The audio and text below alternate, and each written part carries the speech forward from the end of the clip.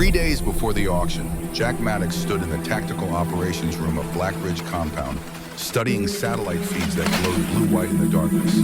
His fingers traced coordinates on the topographic display, while mountain wind rattled the reinforced windows. 2 in the morning, as the rest of his pack slept, but sleep had become a luxury he couldn't afford not when 15 years of searching had finally narrowed to a single location. The door opened without ceremony. Marcus Cole limped in prosthetic leg clicking against concrete, carrying 2 mugs of black coffee. No sugar, no cream. Military habits died harder than the men who formed them. Got confirmation. She's alive. Moved to Denver facility 3 hours ago.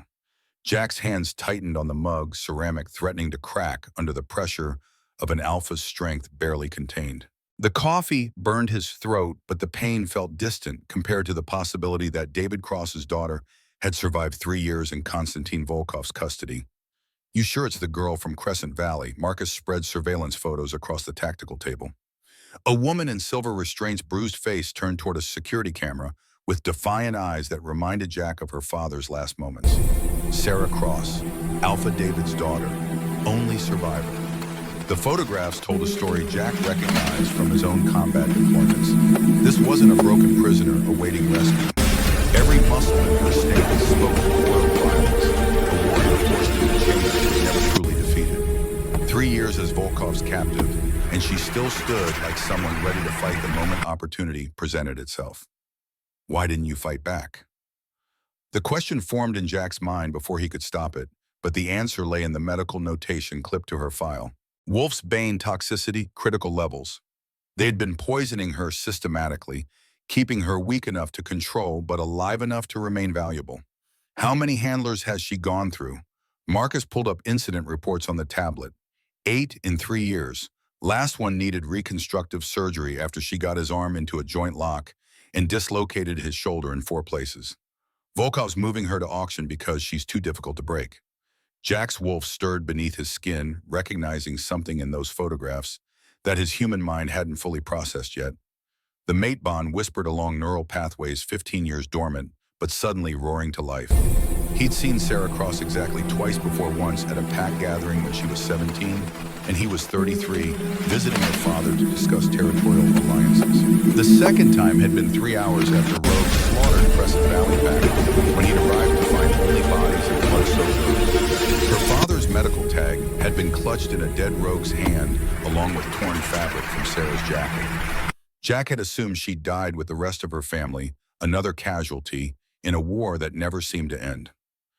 15 years of searching through Volkov's trafficking networks, following cold trails and dead ends, certain he was chasing a ghost. But ghosts didn't break handlers' arms. Ghosts didn't stare down security cameras with eyes that promised retribution. Intel source says she's being sold because she's difficult. Marcus continued zooming in on facility schematics. But Volkov doesn't know who she really is. If other buyers discover her value, we're looking at a bidding war that could go into 8 figures. Jack studied the satellite imagery of Volkov's Denver compound, converted warehouse district, heavy security, multiple escape routes. The kind of location that spoke to paranoia earned through decades of criminal enterprise. Volkov ran the largest supernatural trafficking ring in North America, moving wolves like livestock across state lines, selling them to the highest bidder for labor breeding stock, or worse. 3 years ago, Volkov had acquired something far more valuable than he realized. Elena Moonfire's last living heir bloodline, thought extinct for 2 generations, held captive and drugged into compliance. If Volkov discovered what he actually possessed, he'd never let her go. The Moonfire line had been legendary Lunas, who could heal with a touch, communicate across vast distances, whose very presence could calm the most savage beast or inspire armies to impossible victory. We're going in as buyers. Jack's voice carried the flat certainty of orders issued under fire when hesitation meant death and second-guessing got Marines killed. Sir, we don't have 5 million liquid. The compound's assets are tied up in reconstruction bonds. Council won't approve liquidating territory holdings for I don't care what the council approves. Jack turned from the satellite feeds, meeting Marcus's gaze with alpha authority that made the air itself feel heavier. David Cross gave me this pack when I had nothing left.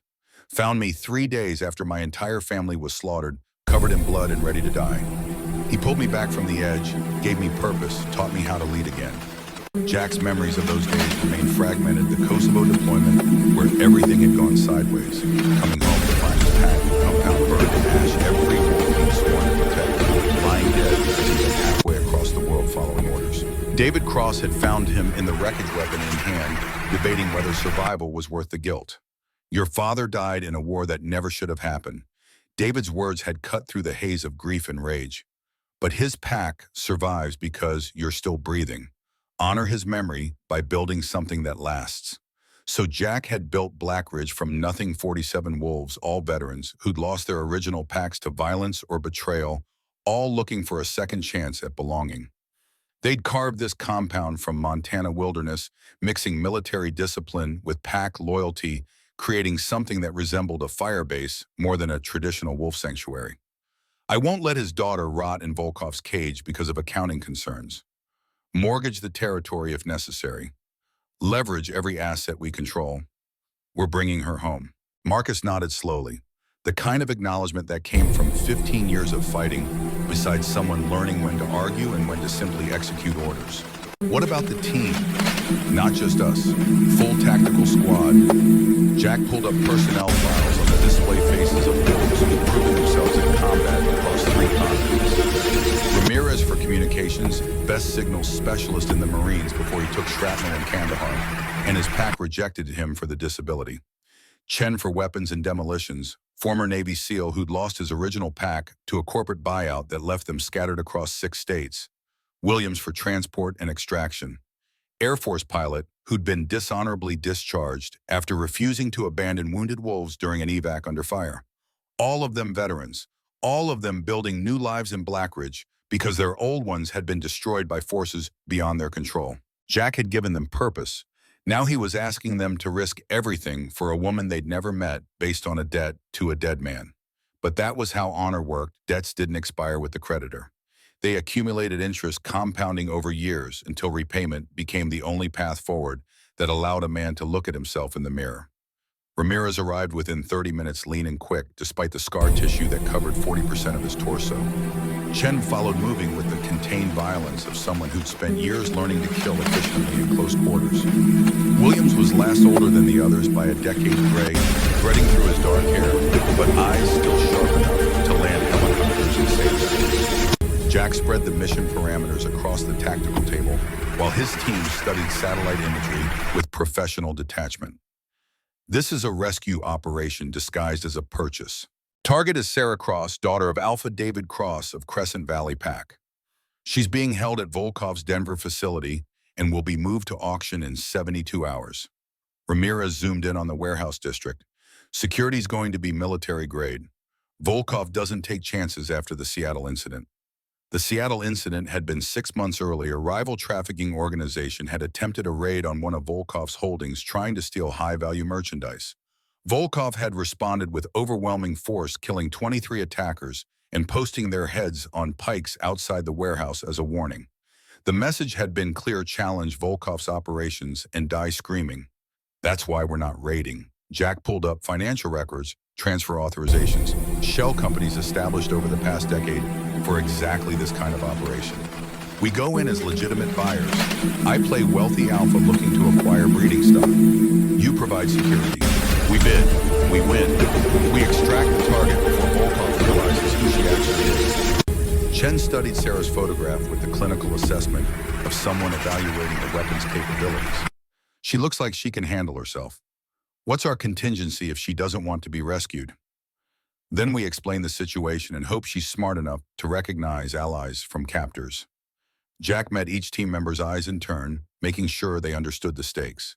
This woman is Elena Moonfire's last living heir. If Volkov discovers that, he'll never let her go. The Moonfire bloodline makes her worth more than every other wolf in his inventory combined. Williams let out a low whistle. Moonfire line was supposed to be extinct. Council said the council was wrong. Jack pulled up genealogical records documentation that had taken 8 years to piece together through pack archives and DNA databases. Sarah's grandmother was Elena Moonfire's daughter, hidden away after the Moonfire line became politically inconvenient.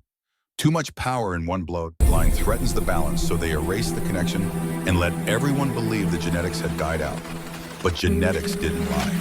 Sarah Cross carried Elena Moonfire's legacy in her cell's dormant power, waiting for the right trigger to manifest. Traditional pack lore said Moonfire abilities awakened at 33, the same age Christ had been crucified, symbolic timing that ancient Lunas had believed carried spiritual significance.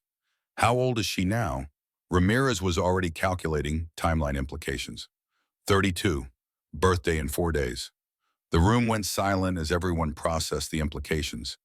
They weren't just rescuing a trafficking victim, they were extracting a potential weapon of mass destruction before her powers manifested in an environment where Volkov could exploit or corrupt them. Moonfire Lunas at full strength could heal armies, break sieges through sheer force of presence, turn the tide of conflicts that conventional force couldn't touch. In the wrong hands, that power became leverage against every pack in North America. What's our budget ceiling? Marcus's question was purely tactical. No point planning an operation if they couldn't afford to execute it. 5 million cash, another 5 in leveraged assets if bidding goes higher. Jack had already run the numbers, calculated exactly how far he could push before bankrupting Blackridge entirely. 10 million total. Beyond that, we extract by force and deal with the consequences. Chen began sketching backup plans on the tactical display, exit routes, and defensive positions in case the purchase turned into a firefight. Williams plotted aerial extraction points, identifying helipads and open ground suitable for emergency evac. Ramirez mapped communication networks, finding frequencies Volkov's security used and identifying jamming options if negotiations broke down. This was what Jack had built at Blackridge, not just a pack, but a military unit that operated with precision born from hard experience. They'd survived because they planned for worst-case scenarios and executed with disciplined efficiency. Sentiment was a luxury. They dealt in tactics and probability curves. We deploy in 48 hours. Jack's voice cut through the planning session, focusing scattered energy into unified purpose. Ramirez, I want full signals, intelligence on Volkov's Denver facility, guard rotations, communication protocols, security response times. Chen requisition appropriate firepower for close quarters, combat suppressed weapons in case we need to fight our way out quietly.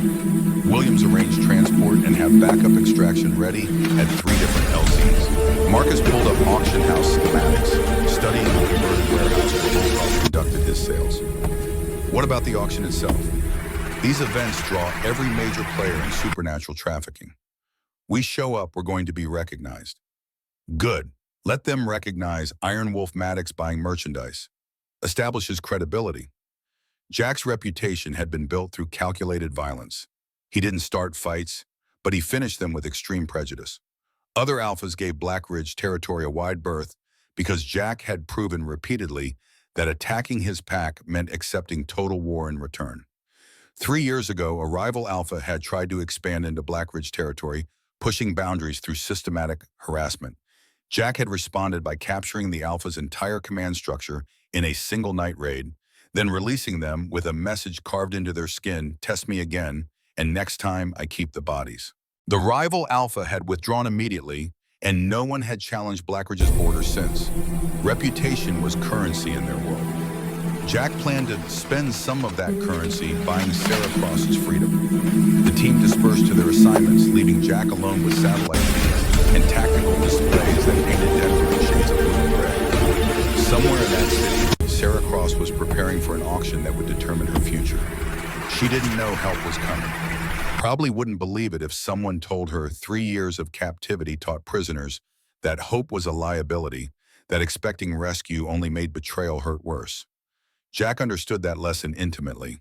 He'd learned it watching his family burn while he was halfway across the world, unable to protect the people who'd depended on him for safety. David Cross had taught him that survival required purpose beyond personal grief, that leadership meant carrying others through darkness even when your own path remained unclear.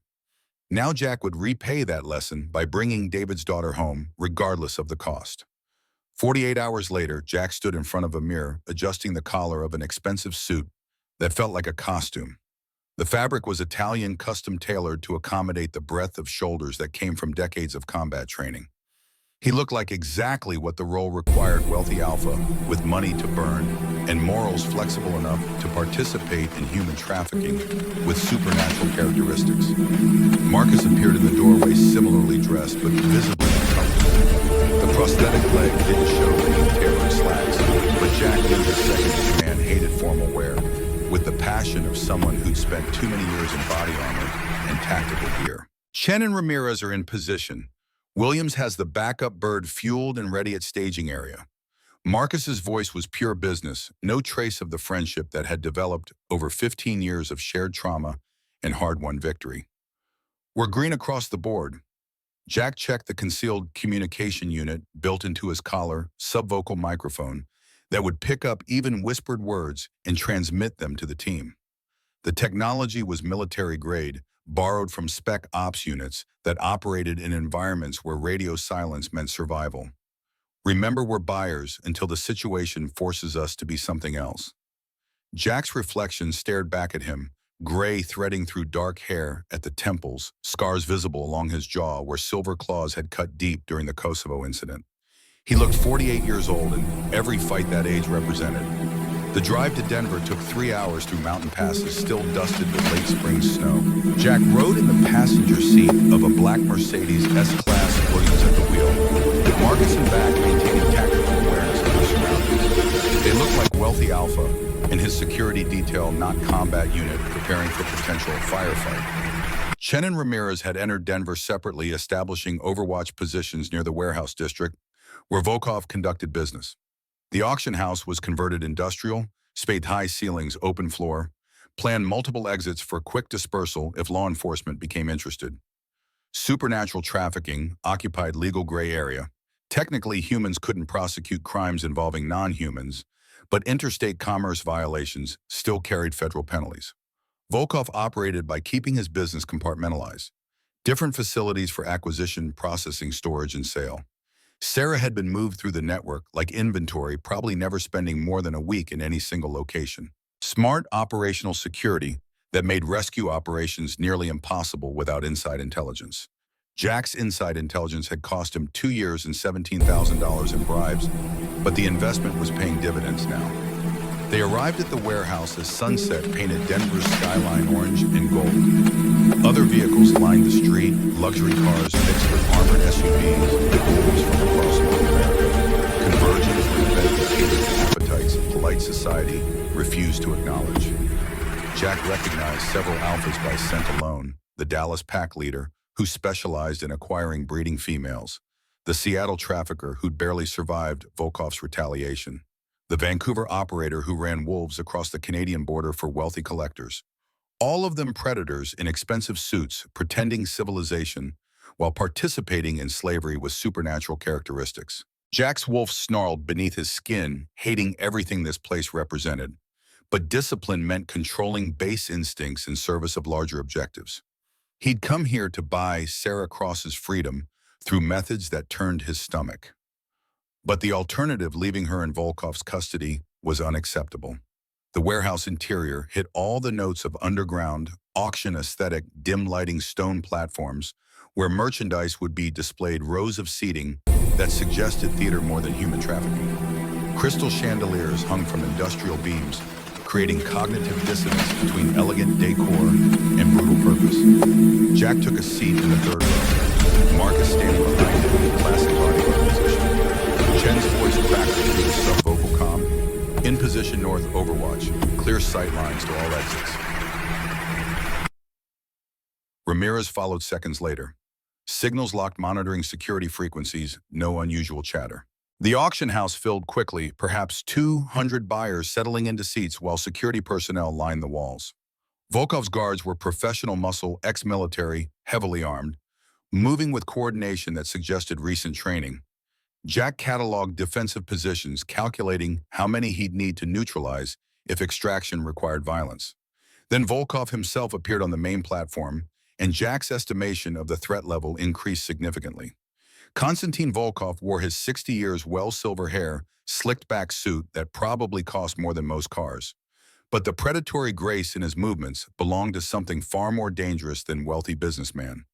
This was the man who'd built trafficking empire through systematic violence, who'd survived 2 decades in supernatural underworld by being faster, smarter, and more ruthless than everyone else. Welcome, gentlemen. Volkov's accent carried traces of Moscow upbringing, smoothed by years of American business. Tonight, we offer exceptional merchandise carefully selected for your particular needs. Breeding stock labor assets, specialty acquisitions for discerning collectors. Jack's hands tightened on the armrests, violence screaming through his veins, demanding immediate action. But discipline held timing was everything in combat, and premature engagement got people killed. The auction proceeded through catalog of human misery. Young wolves sold for breeding programs, older ones designated for labor, in conditions that would kill humans within months.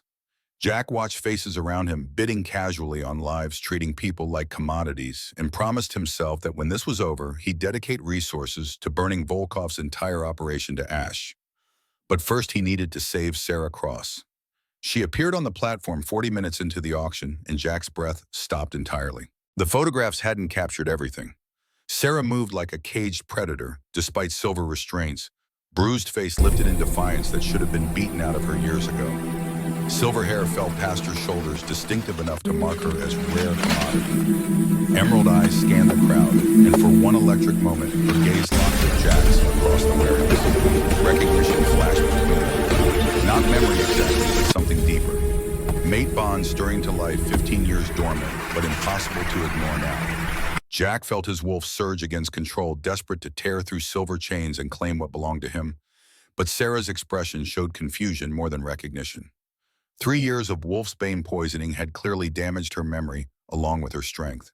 She knew him from somewhere, but couldn't place where or when. The uncertainty in her eyes nearly broke his carefully maintained cover. Lot 47. Volkov's voice carried commercial enthusiasm that made Jack want to tear his throat out. Silver Wolf age 32, acquired from Crescent Valley Pack after their unfortunate dissolution. Excellent breeding lines, documented history suitable for domestic labor or specialty services. The final phrase sent rage flooding through Jack's system. Specialty services meant exactly what it sounded like: high-end buyers who wanted more than labor from their acquisitions. Sarah's distinctive appearance made her valuable for purposes that would require killing everyone in this warehouse to prevent. Bidding starts at 1 million. The scarred beta in the front row raised his paddle immediately. Jack recognized him from intelligence reports enforcer for the Chicago Pack, known for sadistic treatment of subordinates. Exactly the kind of buyer who breaks Sarah completely within months. 1.2. A platinum blonde female alpha from the West Coast contingent expression, suggesting she viewed Sarah as potential breeding stock for strengthening her pack's bloodline. Jack let the bidding climb to 2 million before entering the competition. His voice carried alpha authority that made several buyers turn to identify the challenger. 2.5 million. The scarred beta scowled, recognizing Iron Wolf Maddox and calculating whether challenging him was worth the political complications. The beta raised his paddle again. 3 million. Around the warehouse, whispers began spreading. Maddox of Blackridge was participating personally, not sending subordinates. That meant something significant was happening. Other alphas started withdrawing from bidding, unwilling to challenge someone with Jack's reputation over single acquisition. But one buyer remained anonymous, sitting in shadows at the back of the warehouse, raising their paddle without revealing their face. 4 million. Jack's instincts screamed warning. Unknown buyers with that kind of capital were never good news. Either rival trafficker trying to acquire valuable asset, or someone who knew exactly what Sarah represented: Moonfire air power beyond measure, potential weapon that could reshape North American pack politics. 5 million. Jack's voice was flat, certainty brooking no further challenge. The unknown buyer hesitated, then lowered their paddle. Volkov's gavel fell with sound like thunder. Sold to Mr. Maddox of Blackridge. Jack rose from his seat, moving toward the platform with Marcus at his shoulder. Every instinct screamed that extraction would get complicated. Volkov was too smart not to suspect something unusual about Iron Wolf personally attending auction for single acquisition.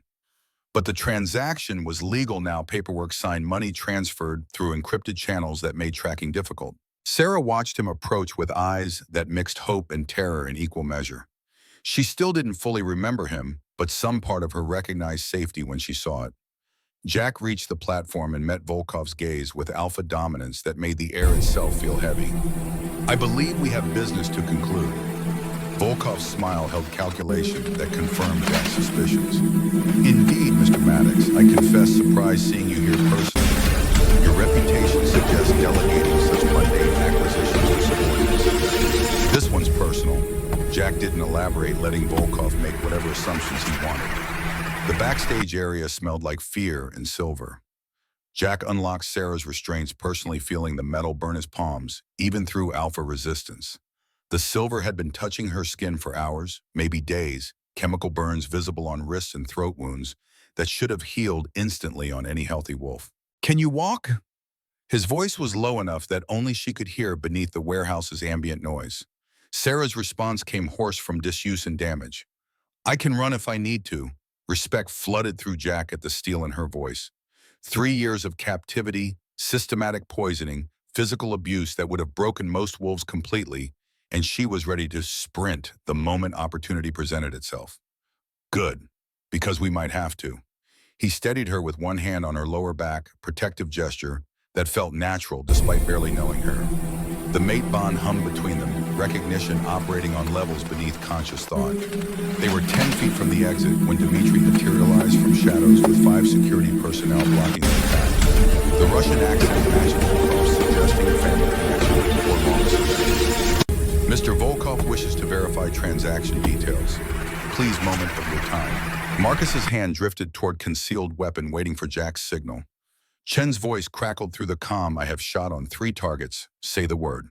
But they were an enclosed space with 200 witnesses and unknown variables. Starting firefight now meant escalating situation beyond control. Jack let Alpha Aura fill the parking garage pressure that made Dimitri's guards step back involuntarily. I paid cash. Transactions complete. She's mine now. Walk away. Sarah tensed beside him, coiling like spring wound too tight. Jack could feel her preparing to fight warrior instinct, overriding self-preservation. He whispered, barely audible, not yet. Trust me. Dmitri studied them both with calculation that suggested intelligence beyond simple muscle. Mr. Volkov asks you meet him tomorrow. Discuss future business opportunities. He believes mutually beneficial arrangements possible. Translation: Volkov had recognized Sarah's potential value and wanted to negotiate ongoing relationships. Either sharing profits from her exploitation or eliminating competition before Jack could leverage whatever made her worth $5 million. I'll consider it. The lie came easily, buying time and space to disappear before Volkov's suspicions crystallized into action. Dmitri nodded slowly, stepping aside with his security team. Tomorrow then. Volkov will contact you. Jack guided Sarah toward the Mercedes where Williams waited with engine running. Every step felt like walking through minefield, waiting for the trap to spring. But they reached the vehicle without incident, Marcus climbing him back while Jack settled Sarah in passenger seat. The moment Williams pulled into Denver traffic, Sarah spoke for the first time since leaving the warehouse. Who are you? Jack met her eyes in the mirror, seeing confusion and fragmented memory struggling to connect. My name is Jack Maddox. Your father saved my life. Twice. I've been looking for you for 15 years. Tears gathered in Sarah's eyes, first crack in the armor she'd built to survive captivity. She remembered something, pieces clicking together even through the fog of Wolfsbane poisoning. My father, he talked about someone. Young Maddox's finest soldier he ever trained. That was me.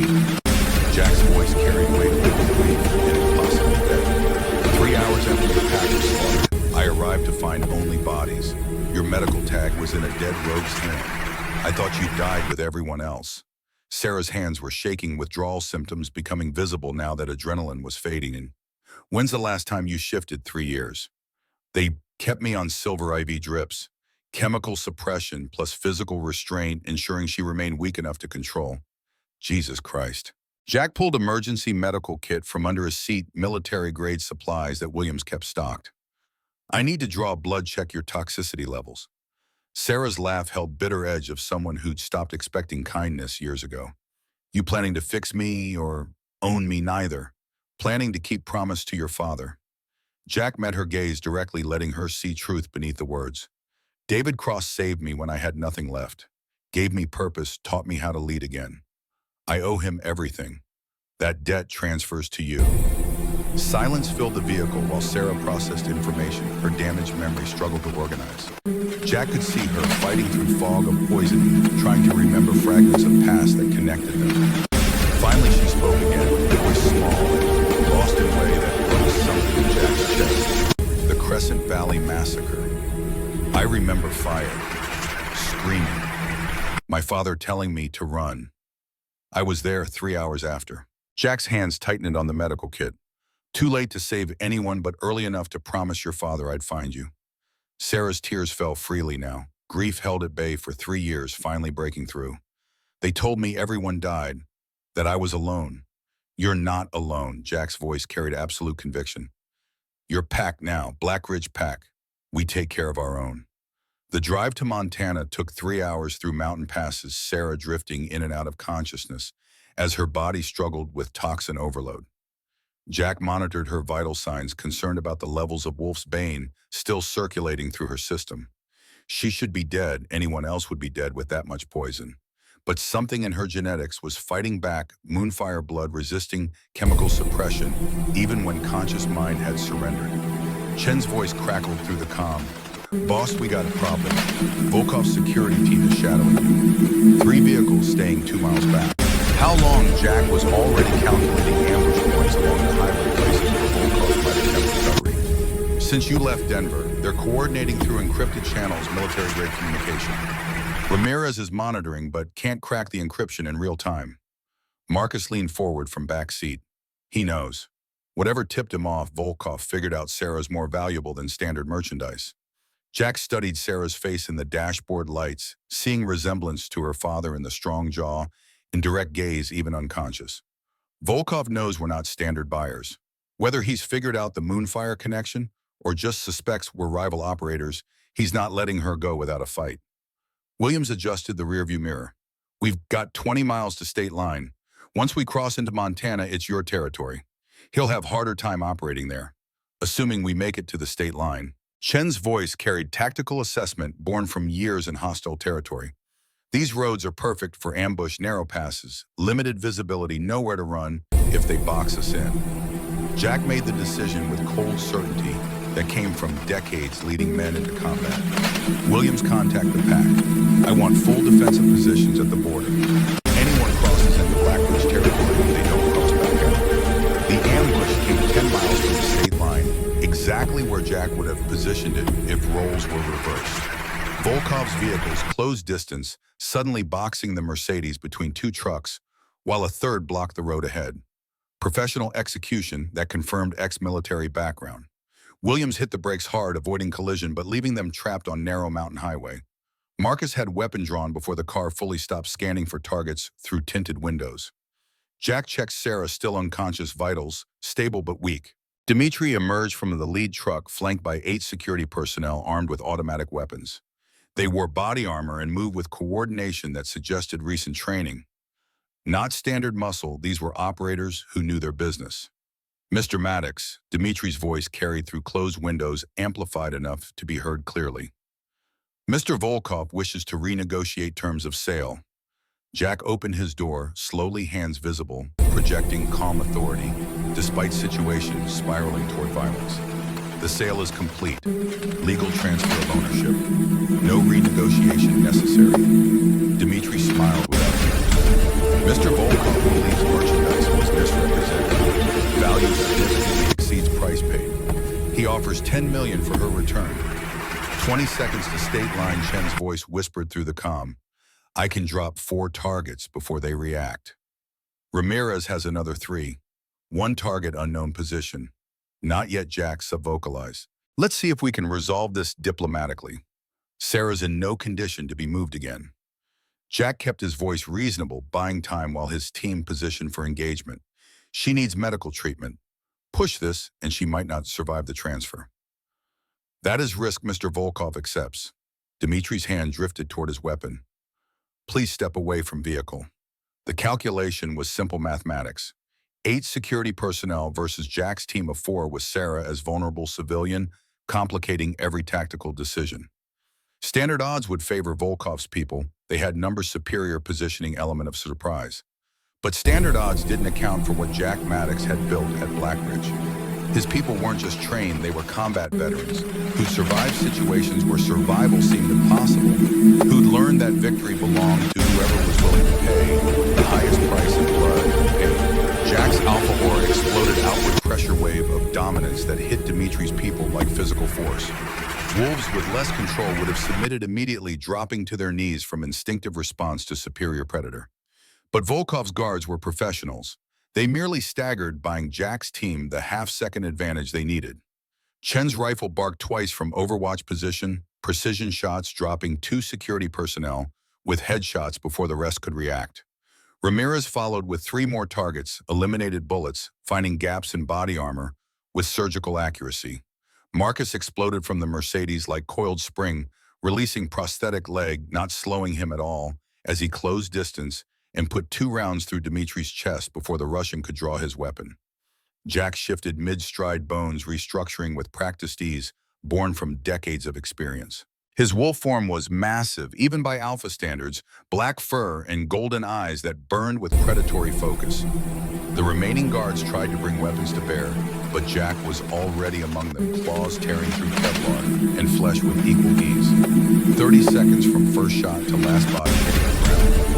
Jack shifted back to human form, breathing barely elevated, checking Sarah through the Mercedes window. Still unconscious, unharmed, completely unaware of the violence that had just erupted around her. Williams was already pulling bodies off the road, dragging them into the tree line, where they'd be harder to spot from passing vehicles. Chen and Ramirez converged from their overwatch positions, weapons still ready for secondary threat. Marcus clutched his side where one guard's lucky shot had creased ribs, not serious, but enough to leave blood trail. "Check him." Jack jerked his chin toward Marcus while pulling spare clothes from the trunk. "Can't have you bleeding out before we reach the compound." "I'm fine." Marcus waved off concern, even as Dr. Wright's voice crackled through the emergency channel. "You're damn well not fine. Get back here so I can patch you up properly before you collapse from blood loss." The rest of the drive passed without incident, crossing into Montana territory where Blackridge Pack had established defensive perimeter.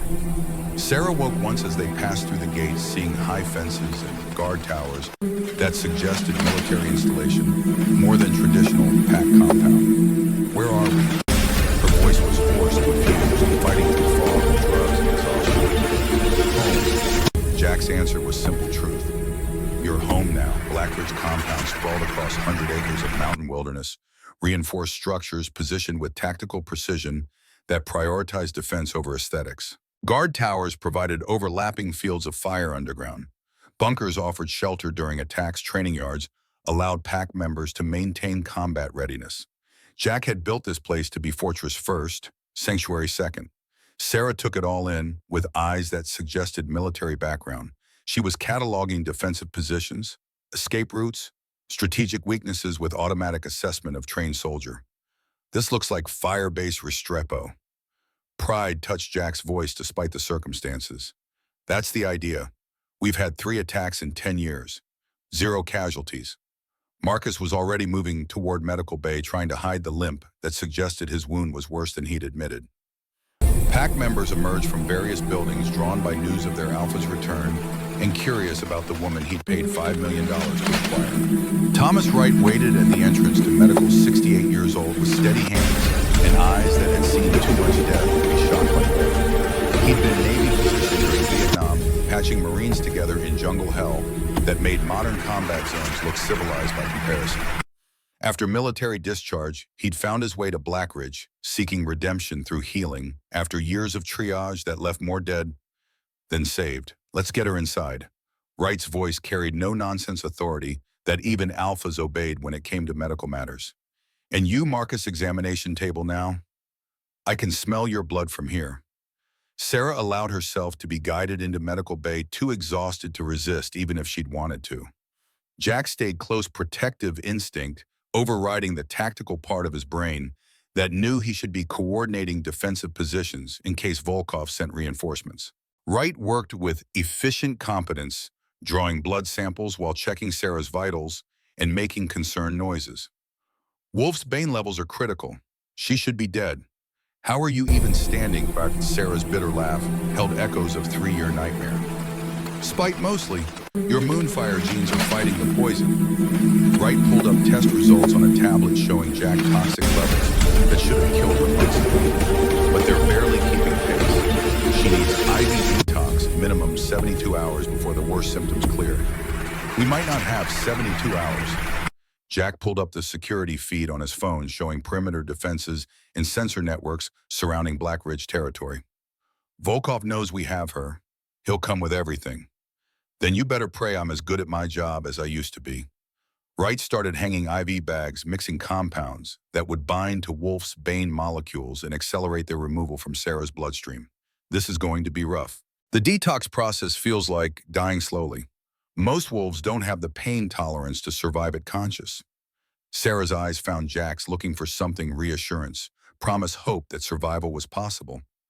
I've survived worse. That remained to be seen. Wolf's Bane detox wasn't just painful, it was actively dangerous. As the poison left her system, Sarah's wolf would try to reassert control, fighting against 3 years of suppression, with all the violence of caged animal finally breaking free. If she shifted prematurely before her body had recovered enough strength to handle the transformation, the strain could kill her. But if she didn't detox completely, the residual poison would prevent her Moonfire abilities from manifesting when her 33rd birthday arrived in 4 days. Jack was studying strategic implications when Ramirez burst into the medical bay, tablet in hand, an expression grim. "Sir, we have a problem." The tablet showed encrypted message that had arrived through channels reserved for alpha-to-alpha communication. Volkov's face filled the screen, his smile that promised violence delivered with civilized precision. "Maddox, I know who she is. Elena Moonfire's heir." Volkov's English was perfect accent, adding exotic flavor without impeding understanding. "You have 96 hours to return her or I come take her. I have 200 mercenaries under contract. You have what, 50 veterans? Arithmetic is not in your favor. Bring her to neutral ground. I'll pay you double 10 million cash. Refuse and your pack dies with you." The message ended with coordinates for proposed exchange and timestamp, 96 hours. Jack replayed the message twice, studying Volkov's face for tells that might reveal tactical intentions. The Russian was too controlled to show much, but tiny micro-expressions suggested genuine confidence. He believed he had overwhelming advantage, that Jack would fold under pressure rather than sacrifice his entire pack for one woman. Volkov didn't understand that Jack Maddox had already lost everything else. He'd spent 15 years building something worth protecting, and no amount of arithmetic would make him surrender to threats. Ramirez recall all patrols, fortify perimeter defenses, Chen inventory weapons and ammunition. Williams prep emergency evac routes in case we need to scatter civilians. Jack's orders came rapid-fire muscle memory from decades leading men in combat. "Marcus, soon as Wright patches you up, I need full tactical assessment of defensive positions." The command center transformed into war room. Within minutes, maps spread across tables. Weapons being distributed, pack members taking up positions with discipline that came from training under someone who'd survived multiple deployments. These weren't traditional wolves playing at military organization. They were actual veterans applying hard-won skills to supernatural combat. Sarah appeared in the doorway, still connected to IV line, but refusing to stay in medical despite Wright's protests. "Can you fight?" Her voice was stronger now, determination overriding physical weakness. Jack turned to find her studying the tactical displays with eyes that suggested familiarity with operational planning. "Can you? I was Army medic, 82nd Airborne." Sarah crossed to the map table, tracing defensive positions with practiced assessment. "Combat deployments in Iraq and Syria. Trained counterinsurgency and forward combat medicine. 6 years active duty before I came home to take over pack physician duties from my mother." The information recontextualized everything. Sarah wasn't helpless victim requiring rescue. She was trained warrior who'd been systematically disabled through chemical suppression. Given time to recover and proper support, she could be force multiplier instead of liability. "Why didn't you fight back when Volkov's people took you?" Marcus asked the question Jack had been wondering since seeing her photograph. Sarah's expression went cold, remembering. "I killed 3 of them. 4th hit me with Wolf's Bane dart from distance. Woke up in a cage with silver ivy in my arm. Respect rippled through the command center. These were men who understood violence intimately, who could recognize warrior spirit even in someone barely strong enough to stand. Sarah Cross had survived 3 years of systematic torture without maintaining enough situational awareness to count and kill her. Attackers displayed tactical competence despite being chemically suppressed. She was exactly David Cross's daughter, warrior trained to impossible standard, too stubborn to quit, even when surrender would be easier. Your plan has a flaw. Sarah's voice cut through tactical discussion, challenging analysis that had been proceeding without her input. The room went quiet. Wolves unused to being contradicted, even by someone with obvious military background. Jack gestured for her to continue, interested in her assessment, despite barely knowing her. Volkov won't come through mountain passes. Sarah pointed at topographic map, showing approaches to Black Ridge territory. Too predictable, easy to defend. He's Russian mob with military connections. They use Spetsnaz tactics, helicopter insertion, fast rope, onto your compound, establish beachhead before you can respond.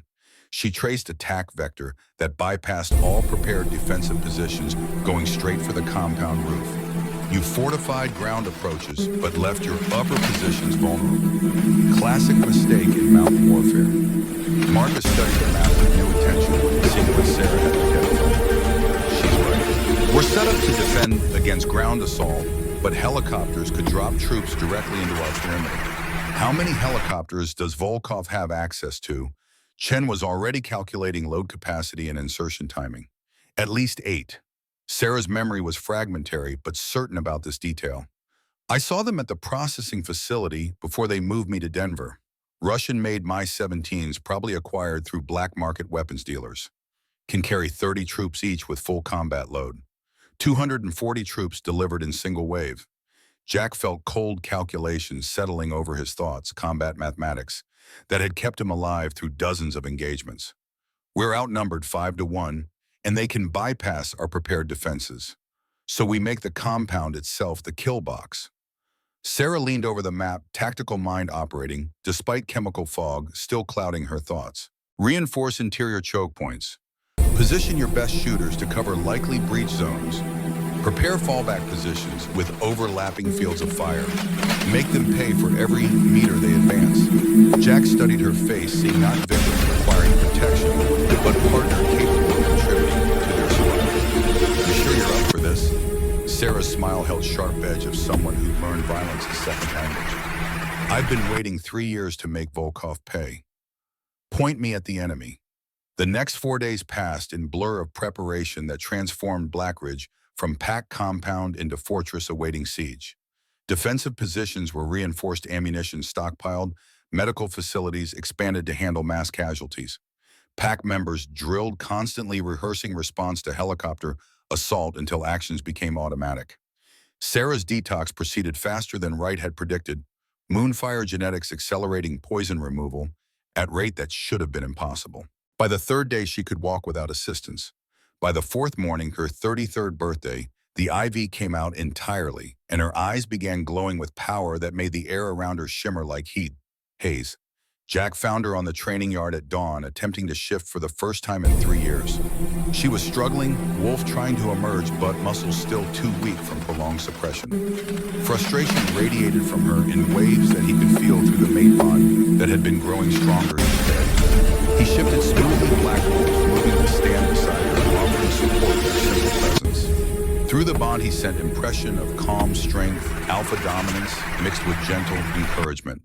Sarah's eyes found his, and something clicked, recognition, operating on level beneath conscious thought. Her shift completed in sudden rush of silver, light wolf emerging, that was magnificent even by Moonfire standards. Larger than normal female with coat that gleamed like captured starlight, and emerald eyes that burned with supernatural intensity. She was beautiful and terrible, and absolutely his. Their wolves touched muzzle to muzzle, and the mate bond ignited. Gold and silver light danced around them, visible manifestation of connection that transcended physical reality. Every wolf in Black Ridge felt it, that moment of recognition when Alpha found his Luna, when Pack became complete through joining, that went beyond simple romance into something mythic. They shifted back to human form in perfect synchronization, standing face to face in the dawn light. Sarah's expression showed wonder mixed with confusion. She felt the bond but didn't fully understand its implications. Jack stepped back, maintaining distance despite every incident, screaming to close it. We have 72 hours before Volkov arrives. Focus on staying alive first. Everything else can wait. But as he walked away, he felt Sarah's gaze on his back, questions forming that would demand answers once the immediate crisis passed. The mate bond had declared them partners, soulmates, two halves of whole that had been incomplete for decades. Whether Sarah would accept that bond after 3 years of captivity and systematic abuse remained uncertain. Jack had promised to keep her safe, not to claim her as his own. The distinction mattered. She deserved choice about her future, even if his wolf howled in protest at the thought of her choosing to leave. 60 hours before Volkov's deadline, Wright delivered news that changed everything. Sarah's in medical bay. You need to see this. Jack found her sitting on an examination table, hands glowing with silver light, while Wright watched with expression mixing professional fascination and personal concern. Tell him what you just did. Sarah looked up, eyes still carrying traces of supernatural radiance. I healed Marcus's gunshot wound. Completely. Tissue regeneration, nerve repair. Even the scar tissue disappeared. Show me. Jack's voice was carefully controlled, but his wolf was prowling just beneath the surface, excited by implications of what Sarah's emerging powers might mean for their tactical situation. Sarah placed her hands on Jack's forearm, where silver claws had left deep scars during Kosovo deployment. The marks had never fully healed magical corruption, preventing normal regeneration. But as Sarah's power flowed through contact, the scars dissolved skin, becoming smooth and unmarked, as though injury had never occurred. That's impossible. Jack stared at his arm, feeling phantom pain vanishing along with physical evidence of old trauma. Moonfire line doesn't heal injuries, they erase them from existence. Wright's voice carried academic excitement of someone witnessing history firsthand. It's not accelerated regeneration. It's temporal restoration, returning tissue to pre-injury state. Elena Moonfire could reportedly heal entire battalions in minutes, sending warriors back into combat as though they'd never been wounded. Jack's tactical mind immediately calculated implications. If Sarah could restore wounded pack members to fighting condition during battle, the numerical disadvantage became far less significant. Volkov's 200 mercenaries would be facing a force that couldn't be worn down through attrition, that would keep fighting at full strength regardless of casualties inflicted. Can you do this in combat conditions? He met Sarah's eyes, directly looking for truth beneath whatever brave face she might attempt. I don't know. Honesty was preferable to false confidence in Sarah's assessment. The power's still new. I can feel it, but controlling it under stress is different than practicing in medical bay. Then we practice. Jack made the decision with cold certainty. You're combat medic by training, healer by genetics. That combination makes you our most valuable asset. We build our defensive strategy around your abilities. Marcus entered the medical bay moving without trace of injury from the gunshot wound that had nearly killed him days earlier. He rotated his shoulder experimentally, testing range of motion that shouldn't have been possible. Boss perimeter sensors just picked up movement. Volkov's advanced scouts are probing our defensive positions 12 hours ahead of schedule. Jack felt predatory smile spreading across his face. Good. Let them probe. Let them think they understand our capabilities. When the main force arrives, we'll show them what happens when you threaten Blackridge Pack. Sarah slid off the examination table, power still crackling around her hands like controlled lightning. I'm fighting. Don't even think about telling me to hide in the bunker. I wouldn't dream of it. Jack met her fierce gaze with equal intensity. You're packed now. We take care of our own, and right now, taking care means standing together when enemies come calling. The final 12 hours before Volkov's assault passed intense preparation. Jack positioned his best shooters in elevated positions overlooking likely helicopter approach vectors. Marcus coordinated interior defensive positions, creating choke points where superior numbers would become liability in confined space. Chen distributed shaped charges that would bring down helicopters if they attempted landing on compound roof.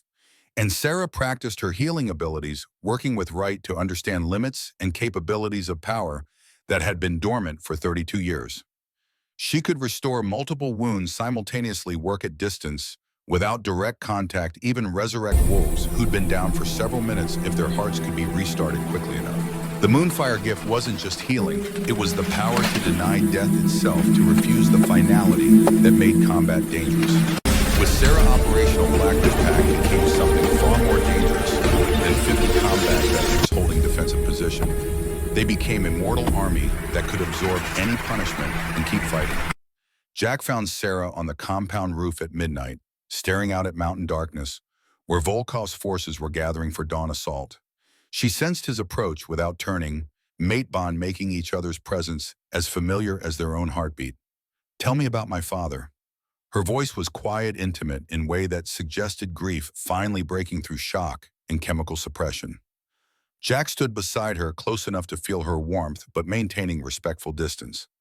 David Cross was the finest tactical mind I ever encountered. Taught me that leadership meant carrying others through darkness, that pack wasn't just structure, it was family forged through shared purpose. He found me 3 days after my original pack was slaughtered. I was covered in blood, weapon in hand, debating whether survival was worth the guilt of being alive, when everyone I'd sworn to protect was dead. Your father pulled me back from that edge, gave me purpose beyond grief. He built Black Ridge with me, helped recruit our first members, designed defensive positions that have kept us alive through 3 major attacks. Every good decision I've made as Alpha, I learned by watching him lead. Sarah's tears fell silently mourning father. She'd barely had time to remember before Volkov's drugs had stolen even those precious fragments. What was he like? Fierce, protective, believed pack was family first, military unit second. He'd have been proud seeing who you've become. Warrior who survived hell without breaking, healer with strength to deny death, Luna who will stand beside her Alpha in battle instead of hiding behind him. The title hung between them, unspoken acknowledgement of bond that had formed whether they'd chosen it consciously or not. Sarah turned to face him, finally eyes glowing faintly with moonfire radiance. "This mate bond, it's real, isn't it? Not just stress or proximity or..." "It's real." Jack didn't insult her intelligence by pretending otherwise. "Been there since the moment I saw you on that auction platform. My wolf recognized you even when my mind didn't understand why. And you're not going to pressure me about it." Statement, not question, Sarah reading him accurately. "You've been prisoner for 3 years. Last thing you need is another man telling you what you should feel. The bond exists whether we act on it or not. What matters now is surviving tomorrow and making sure Volkov doesn't take away the freedom we just bought you." Sarah studied his face in the moonlight, seeing truth beneath words. "You're not what I expected." "What did you expect?" "Someone who'd claim ownership, who'd expect gratitude that looked like submission." Her voice carried bitter experience of men who'd confused control with care during her captivity. "I spent 15 years keeping promise to a dead man." Jack met her eyes steadily, letting her see past Alpha authority to the grief and honor beneath. "Thought it was about duty, about repaying debt I could never fully settle. Turned out it was about finding something worth protecting, building legacy that outlasts the violence that made it necessary." He stepped back, breaking the intimate moment before it could progress further. "Get some rest. Tomorrow we show Volkov what happens when he threatens family." As Jack turned to leave, Sarah's voice stopped him. "Thank you for coming, for fighting, for seeing me as more than broken victim. You were never broken." Jack's response was simple truth. "You were warrior in chains, waiting for someone to hand you a weapon. Tomorrow we fight together." Dawn arrived with sound of helicopter rotors cutting through mountain air, exactly as Sarah had predicted. 8 Mi-17s approached from 4 vectors, simultaneously coordinated assault designed to overwhelm defensive response through sheer massive attacking force. But Black Ridge Pack wasn't typical target. They'd spent 4 days preparing for exactly this scenario, positioning anti-air teams and heavy weapons in positions Volkov's scouts hadn't identified during their reconnaissance. Chen's voice came through tactical network with cold precision. "Target lock confirmed on all 8 birds. Awaiting weapons, free authorization." Jack stood in command center, watching multiple feeds from perimeter cameras as Volkov's forces closed distance. Beside him, Sarah radiated power that made instruments flicker. Moonfire abilities fully awakened and ready to deploy. Fire.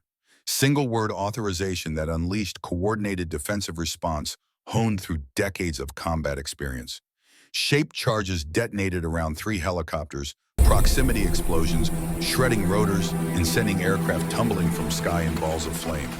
Heavy machine gun fire raked two more armor-piercing rounds, chewing through passenger compartments and killing troops before they could fast rope to ground. Three helicopters survived the initial barrage, escorting troops onto compound roof and surrounding ground. 60 fighters in the first wave, all wearing body armor and moving with coordination that confirmed military background.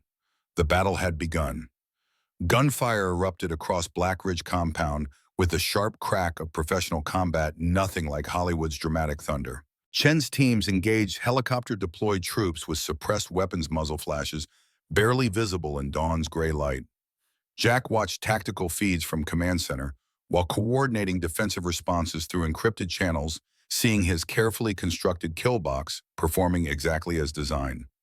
Marcus's voice cut through the chaos with battlefield calm that came from years under fire. North roof breach, 8 hostiles, down 12 advancing through ventilation access. They're using thermal imaging to track our positions. Sarah stood beside Jack, hands already glowing with silver light as casualty reports began filtering through. Her moonfire abilities had awakened fully during the night, power flooding through channels that 3 years of poisoning had tried to destroy.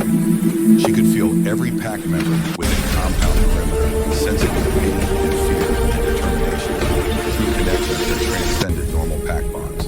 Williams took shrapnel to the shoulder west tower position. Ramirez reported through static lace transmission. Still combat effective, but bleeding heavily. I've got him. Sarah's consciousness reached across distance. Moonfire energy flowing through pack bonds to touch Williams directly. The healing happened instantaneously, torn tissue knitting together, blood vessels sealing pain, vanishing as though injury had never occurred. Williams's startled gasp came through the comm system seconds later. What the hell just happened? His shoulder worked perfectly, rotating without restriction or discomfort. That's our Luna, Jack's voice carried pride that made Sarah's chest tighten despite the violence erupting around them. She can heal you faster than Volkov's people can hurt you. Make them pay for every inch they take. The tactical display showed Volkov's forces adapting to initial casualties, shifting from direct assault to more cautious advancement. They'd lost 23 troops in the first engagement, learning expensive lesson that Black Ridge defenders weren't typical targets. These were combat veterans who survived deployments across multiple continents, who understood that superior numbers meant nothing if you couldn't bring force to bear effectively. Chen's explosives team detonated charges in the ventilation system, collapsing access tunnels that Volkov's troops had been using to infiltrate interior positions. The blast killed 4 attackers immediately and trapped another 6 in confined space where Black Ridge defenders could engage them with overwhelming advantage. But Volkov had planned for attrition, warfare accepting casualties as necessary cost of achieving objectives. Fresh waves of mercenaries fast-roped from the 3 surviving helicopters, reinforcing positions and maintaining pressure despite mounting losses. The Russian had brought 200 fighters, losing 30, meant he still outnumbered Jack's pack 4-1. They're pushing hard on east perimeter. Marcus coordinated defensive adjustments while physically holding rogue point that prevented enemy breakthrough. Looks like they're trying to create opening for larger force insertion. Jack studied the tactical situation with decades of experience reading battlefield dynamics. Volkov was conducting textbook assault fix, defending forces in place with sustained pressure, then exploit gaps created by defenders rushing to reinforce threatened positions. The strategy would work against conventional opponents who had finite resources and couldn't replace casualties. But Sarah's healing abilities changed fundamental calculus of attrition warfare. Every wounded Black Ridge defender could be restored to combat effectiveness within seconds, while Volkov's casualties remained permanent losses. The numerical advantage that should have guaranteed his victory was eroding with each passing minute. Sarah, can you extend your range beyond compound walls? Jack was already calculating implications if her abilities could reach beyond immediate defensive perimeter. She closed her eyes, reaching out with senses that were still new and overwhelming. I can feel Volkov's people. Their pain signatures are different artificial enhancements that read like corrupted data in my perception. Some of them aren't fully human anymore. The intelligence confirmed Jack's suspicions about Volkov's super soldier program. The Russian had been using stolen werewolf genetics to enhance human mercenaries, creating hybrid warriors with supernatural strength and speed, but none of the control that came from being born to the wolf. The enhancement process was crude and ultimately fatal. Most subjects died within months from cellular breakdown, but it gave Volkov expendable troops who could match supernatural opponents in short-term engagements. Can you disrupt those enhancements? If Sarah could remove Volkov's artificial advantages, the enhanced mercenaries would revert to baseline human capabilities. Sarah's power surged outward in wave of silver light that washed across the compound and beyond, touching every living being within 100-yard radius. Enhanced mercenaries screamed as foreign DNA was purged from their systems, supernatural strength vanishing and leaving them weak and disoriented. 3 collapsed immediately, bodies unable to handle the sudden transformation. Others stumbled, trying to maintain combat effectiveness while their enhanced abilities drained away like water through broken dam. What just happened? Volkov's voice cut through captured radio frequencies, panic creeping into normally controlled tone. Report. The response came fragmented as his forces struggled to understand why their enhanced troops had suddenly become liabilities instead of assets. Unknown effect, possibly electromagnetic pulse or chemical agent. Enhanced units are compromised across all insertion teams. Jack allowed himself a thin smile of satisfaction. That's called fighting smarter instead of harder. Fall back to secondary positions. Let them advance into prepared kill zones.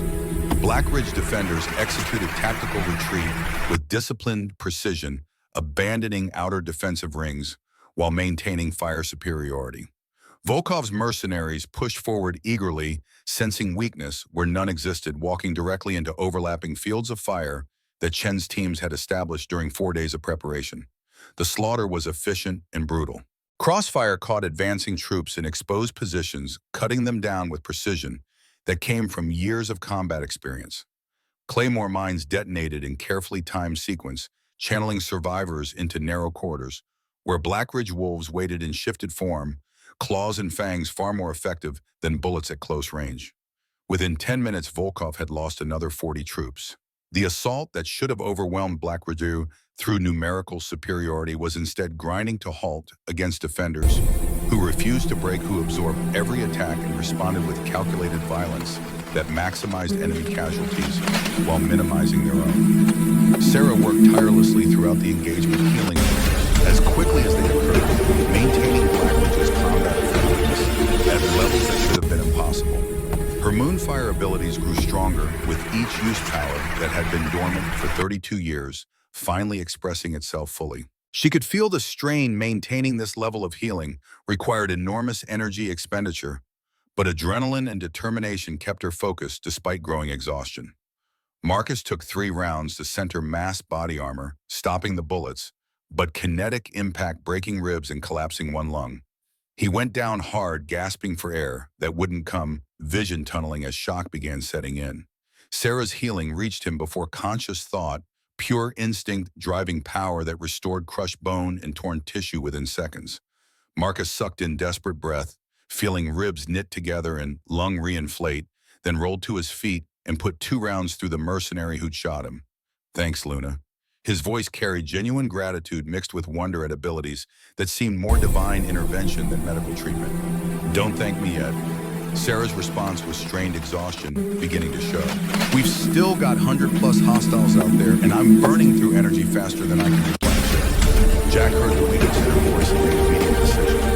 All units tactical withdrawal to Inner Sanctum. We're consolidating defensive positions around Command Center.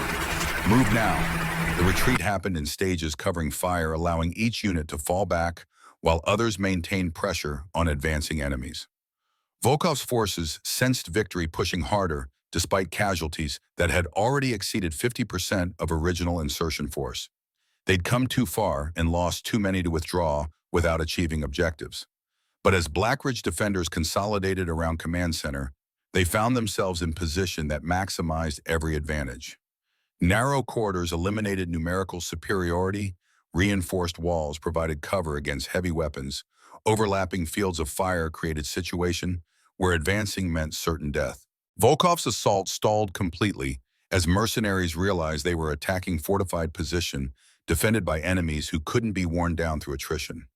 The mathematics that should have guaranteed victory through overwhelming numbers had become liability. Every corridor filled with bodies, every approach covered by defenders who seemed impossible to kill. Cease fire.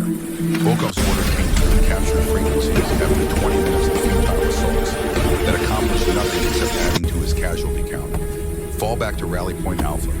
Regroup for second wave. Jack watched thermal imaging track Volkov's forces withdrawing, leaving behind 73 dead and another 26 wounded too severely to evacuate. The compound had been damaged, windows shattered, walls pockmarked with bullet impacts, fires burning in several structures, but Black Ridge Pack remained intact with 0 fatalities. Casualty report. Jack's voice was steady despite adrenaline still flooding his system. Marcus coordinated responses from unit leaders across the compound. 15 wounded, all restored to combat effectiveness by Luna's intervention. 3 moderate injuries requiring additional medical attention, but not life-threatening. 0 fatalities. The numbers should have been impossible given the ferocity of the assault and numerical disadvantage. Against conventional opponents, Black Ridge would have been overrun within the first hour. But Sarah's healing abilities had fundamentally altered the equation, turning what should have been desperate last stand into defensive victory that left Volkov's forces shattered and demoralized. Sarah collapsed against the command center wall, power finally depleted beyond her ability to maintain consciousness. Jack caught her before she hit the floor, feeling how her skin burned with fever that came from channeling more energy than her body could safely handle. Wright appeared immediately, medical bag already open and emergency supplies ready.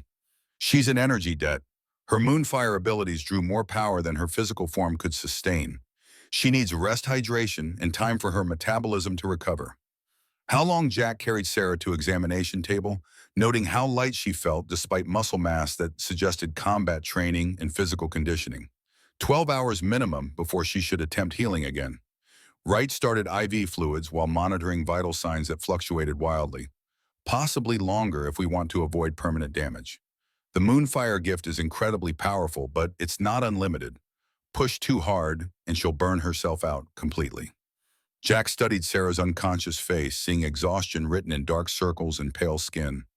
She'd held nothing back during the battle, giving everything to keep his pack alive, depleting herself without hesitation or complaint.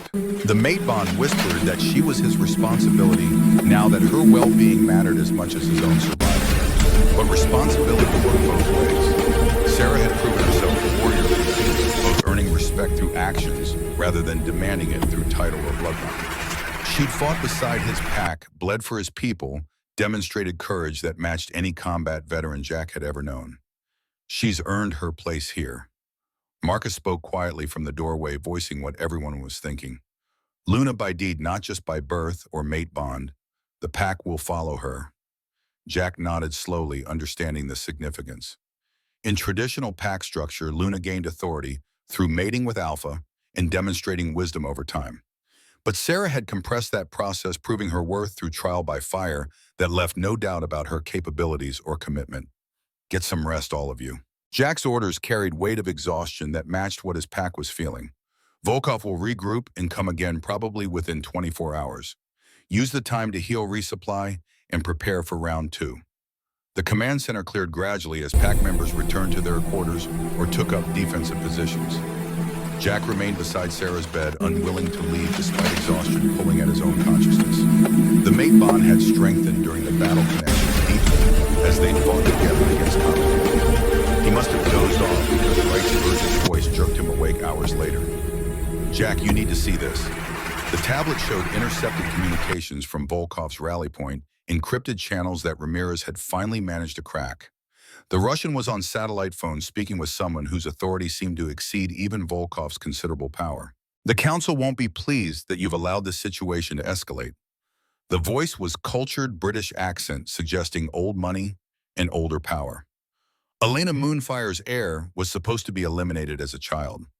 Your failure to accomplish that simple task has created complications we'd hoped to avoid. Jack felt cold understanding settling into his bones. The Crescent Valley massacre hadn't been random violence or territorial dispute. It had been sanctioned hit ordered by the Council of Alphas themselves, targeting Sarah specifically because her Moonfire bloodline threatened political balance they'd carefully constructed. Volkov's response carried defensive edge. The girl's father was more competent than intelligence suggested. By the time my team arrived, he'd already hidden her. I tracked her for 3 years before finally acquiring her. And then you failed to kill her, choosing profit over duty. The council member's voice gripped contempt. Now she's manifested full moon fire abilities and bonded with Maddox at Blackridge. You've created exactly the power block we sought to prevent.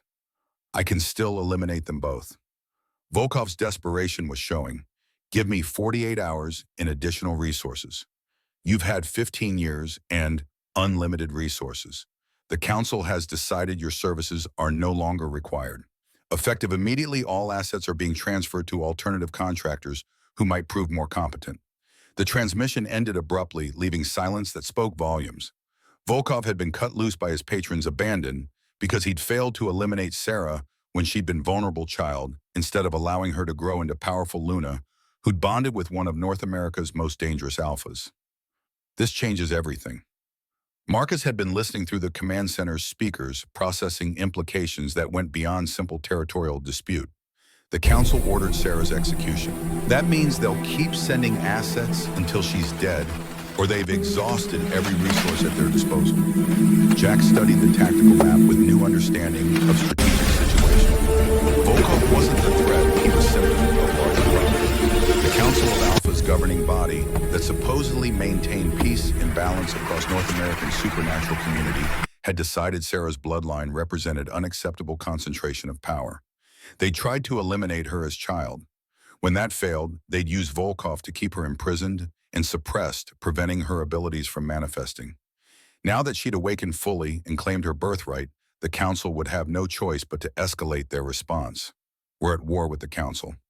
Jack spoke the words aloud, making the threat explicit. Not just defending against Volkov's mercenaries, but standing against the most powerful supernatural authority in North America. Sarah woke to find Jack and Marcus engaged in heated tactical discussion maps and intelligence reports spread across every available surface.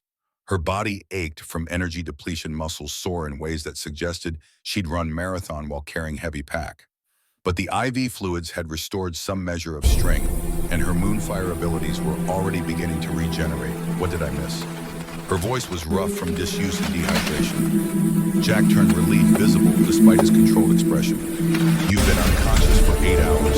Volkov's forces withdrew after taking 73 casualties. We captured communications revealing that the Council of Alphas ordered your execution 15 years ago and has been using Volkov to keep you suppressed. Sarah processed the information with tactical mind that military training had honed sharp. So this isn't about territorial dispute or trafficking profits. This is about eliminating threat to established power structure. Exactly. Marcus pulled up organizational charts showing council membership in their respective territories. You're Elena Moonfire's heir, which means you're potentially more powerful than any 3 council members combined.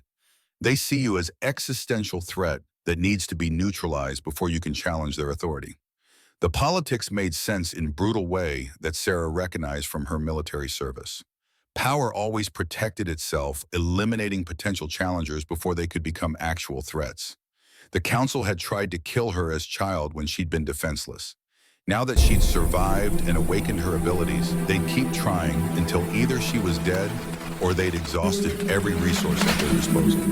So what's our move? Sarah slid off the examination table, despite Wright's protests needing to be part of tactical planning rather than pacification. Do we run? Try to negotiate, prepare for siege. Jack met her eyes with expression that mixed respect and something deeper. We fight. The council started this war 15 years ago when they slaughtered your family. Now we finish it, against the entire Council of Alphas. Even Sarah's considerable combat experience couldn't see path to victory against opponents with that much consolidated power. They control most of North America Command. Thousands of wolves have political connections that reach into human government at highest levels. We don't fight them all at once. Jack's tactical mind was already formulating strategy that played to Blackridge's strengths. We exposed their corruption document that they ordered massacre of innocent pack, prove they have been using Volkov's trafficking network for their own purposes, turn their member packs against them through evidence of criminal conspiracy. Marcus was nodding, seeing how the strategy could work. Most pack members don't know their alphas are involved in trafficking and assassination programs. If we can prove council leadership is corrupt, we split their support base and force them to either reform or face internal rebellion. That requires evidence we don't have. Sarah's practical nature pushed back against optimism that wasn't supported by facts. All we've got is intercepted communication that could be dismissed as fabricated or taken out of context. Then we get more evidence. Jack's voice carried cold certainty that sent shivers down Sarah's spine. Volkov's been keeping records insurance policy in case the council tried to betray him, which they just did. We raid his facilities, extract documentation, and broadcast proof of council corruption across every supernatural network in North America. You want to launch offensive operation against Volkov's remaining forces while simultaneously preparing to defend against council reprisal. Sarah couldn't quite believe she was hearing correctly. That's tactically insane. It's tactically aggressive. Jack corrected her with slight smile. But it's our only move. Defensive posture means waiting for council to bring overwhelming force against us. Offensive action disrupts their timeline, forces them to react to our initiative instead of executing their planned assault. Sarah studied the maps and intelligence reports military training, recognizing truth in Jack's assessment. The best defense was often aggressive defense that kept the enemy off balance and unable to execute their preferred strategy. If Blackridge could seize initiative and control pace of engagement, they might survive long enough to expose council corruption. I'm in. Her voice carried conviction that came from 3 years of captivity, spent planning revenge against everyone who'd kept her imprisoned. But I want frontline position, not relegated to medical support in the rear. You're Luna. Jack's objection was reflexive alpha instinct to protect Maid overriding tactical calculation. You should be I'm combat medic with moonfire abilities. Sarah interrupted with steel in her voice. That makes me force multiplier who needs to be where fighting is heaviest. You can either accept that or spend next 24 hours arguing with someone who's survived worse than anything you're planning. The standoff lasted several seconds before Jack nodded slowly. You've earned the right to choose your own position. Just promise me you won't take unnecessary risks. Define unnecessary. Sarah's dry humor cut through tension that had been building. I'm planning to assault criminal compound run by Russian mob boss who's been enhanced with stolen oil. The entire operation is definitionally unnecessary risk. Marcus laughed despite the situation's gravity. I like her boss. She's got your tactical pessimism without the brooding martyr complex. Planning began immediately, taking advantage of intelligence that Ramirez had gathered during his signals monitoring. Volkov maintained 3 facilities within 200-mile radius of Blackridge Processing Center, where new acquisitions were evaluated, storage facility, where merchandise was held pending sale, and command compound, where Volkov directed his trafficking network. The command compound was target of choice, both because it held documentation they needed and because destroying it would cripple Volkov's operational capability. But it was also most heavily defended, protected by remaining mercenary forces and enhanced security systems that included magical wards designed to prevent supernatural intrusion. We go in tonight before Volkov can reinforce or relocate his records. Jack's plan took shape rapidly, informed by decades of planning similar operations. Small team, fast insertion, extract intelligence, and withdraw before heavy response can be coordinated.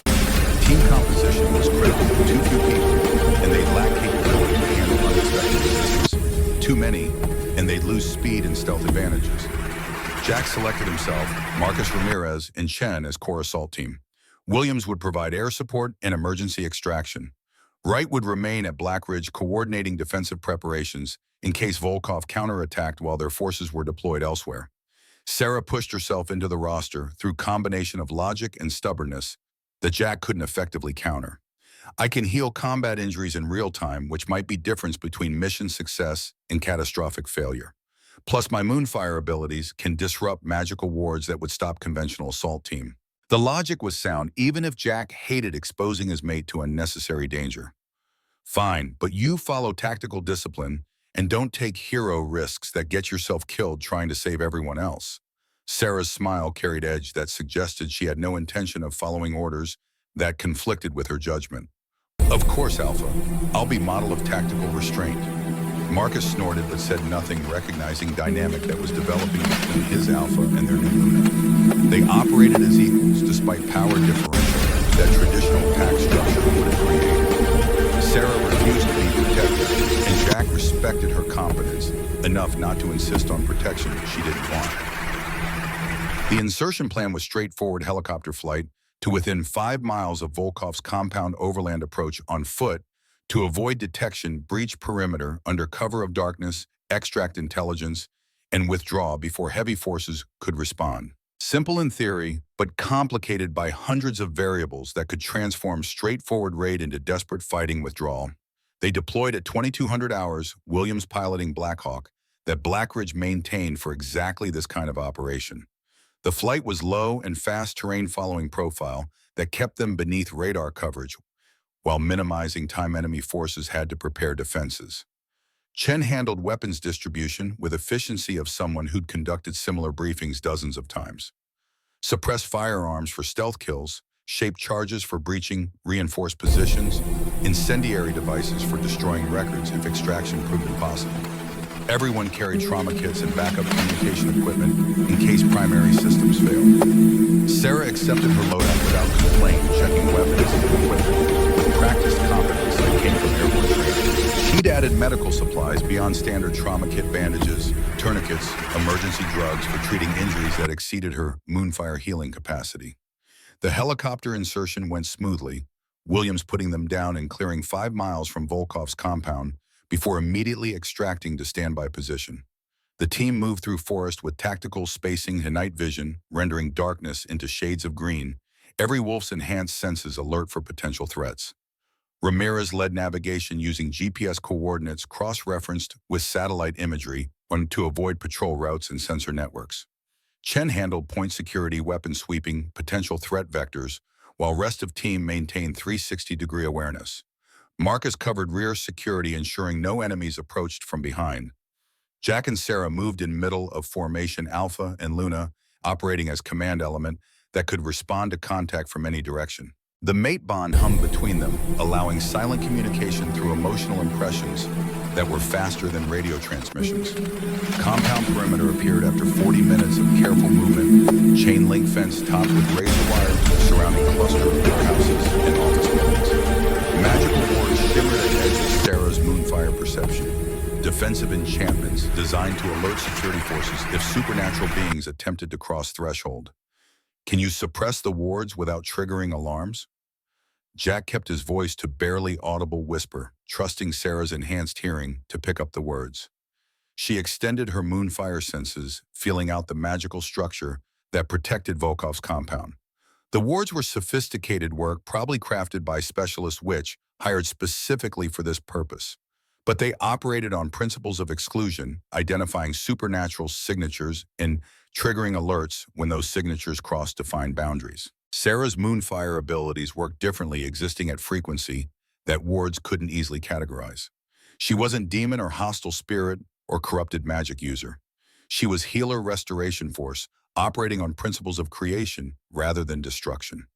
Give me 90 seconds. She closed her eyes, reaching out with power that had been growing stronger throughout the day. The wards resisted, initially recognizing intrusion attempt and preparing to sound alarms. But Sarah didn't force her way through. Instead, she harmonized with the underlying magical structure, convincing the wards that she represented no threat. The boundary dissolved like morning mist, protective enchantments, recognizing Luna's authority and yielding passage. Sarah opened her eyes, feeling sweat beating despite cool night air. We're clear. Move fast before the wards reset.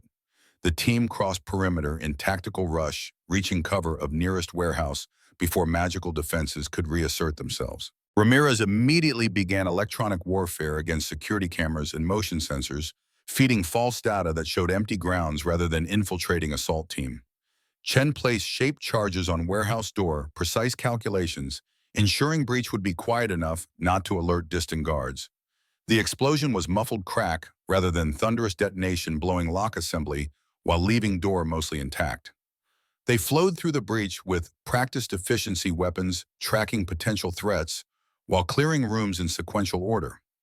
The warehouse held merchandise-caged wolves awaiting transport to auction houses, prisoners who stared at tactical team with mixture of hope and terror. Sarah's heart clenched seeing conditions that were identical to what she endured for 3 years. These people needed immediate rescue, but operational priorities demanded focusing on primary objective. Intelligence extraction, first prisoner, liberation second if time permitted.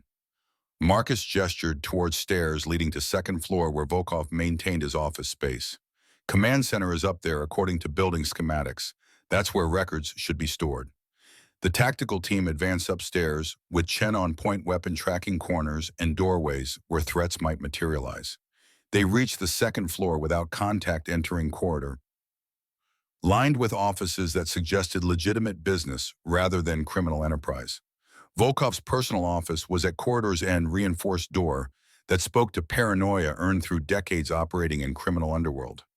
Chen examined the lock mechanism with professional assessment, identifying electronic components mixed with magical wards that created layered security. This is going to take time.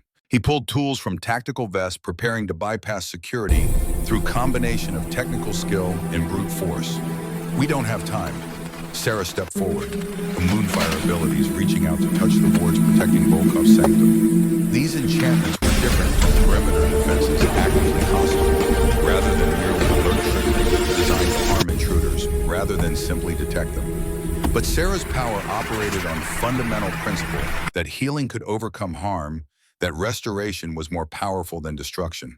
She poured energy into the wards, not fighting them, but transforming them, converting hostile magic into neutral energy that dissipated harmlessly. The door unlocked with audible click. Security defeated by Luna, who refused to accept that any barrier could be truly impenetrable. Remind me never to piss her off. Chen's voice carried genuine respect, mixed with healthy wariness of someone who understood how dangerous Sarah could be if provoked. The office interior looked like legitimate businessman's workspace, mahogany desk, leather chairs, artwork, that probably cost more than most people earned in years. But the safe built into far wall spoke to darker purposes, reinforced steel protecting contents that Volkov couldn't risk losing. Ramirez set up portable computer station preparing to crack safe's electronic lock through combination of hacking and brute force algorithms. While he worked, the rest of the team established defensive perimeter, preparing for possibility that security might discover their intrusion. Sarah moved to desk, searching through papers and digital files that Volkov had left accessible. Most were legitimate business records, shipping manifests, financial statements, employee rosters that could have belonged to any logistics company. But hidden folders revealed darker operations, coded references to merchandise acquisition and distribution networks. Jack, look at this. She pulled up file that contained photographs and documentation spanning 15 years. It's evidence of council involvement in trafficking operations, payment records, showing deposits from multiple Alpha territories. The intelligence was damning proof that council members had been using Volkov's network for their own purposes, hiding behind plausible deniability while profiting from suffering they publicly condemned. Names, dates, transactions that created paper trail leading directly to Alphas who sat on governing council. Download everything. Jack's voice was tight with controlled fury, seeing confirmation of corruption that went far deeper than simple assassination order. We're going to burn the entire system down. Ramirez worked rapidly copying files to encrypted drives while his algorithms chipped away at safe security. The process took 8 minutes, far longer than comfortable for team operating deep in hostile territory. But finally the safe door swung open, revealing physical documents that Volkov had kept as insurance against betrayal. Jack flipped through folders, rapidly seeing handwritten contracts, signed authorizations, photographic evidence of Council Alphas meeting with known traffickers.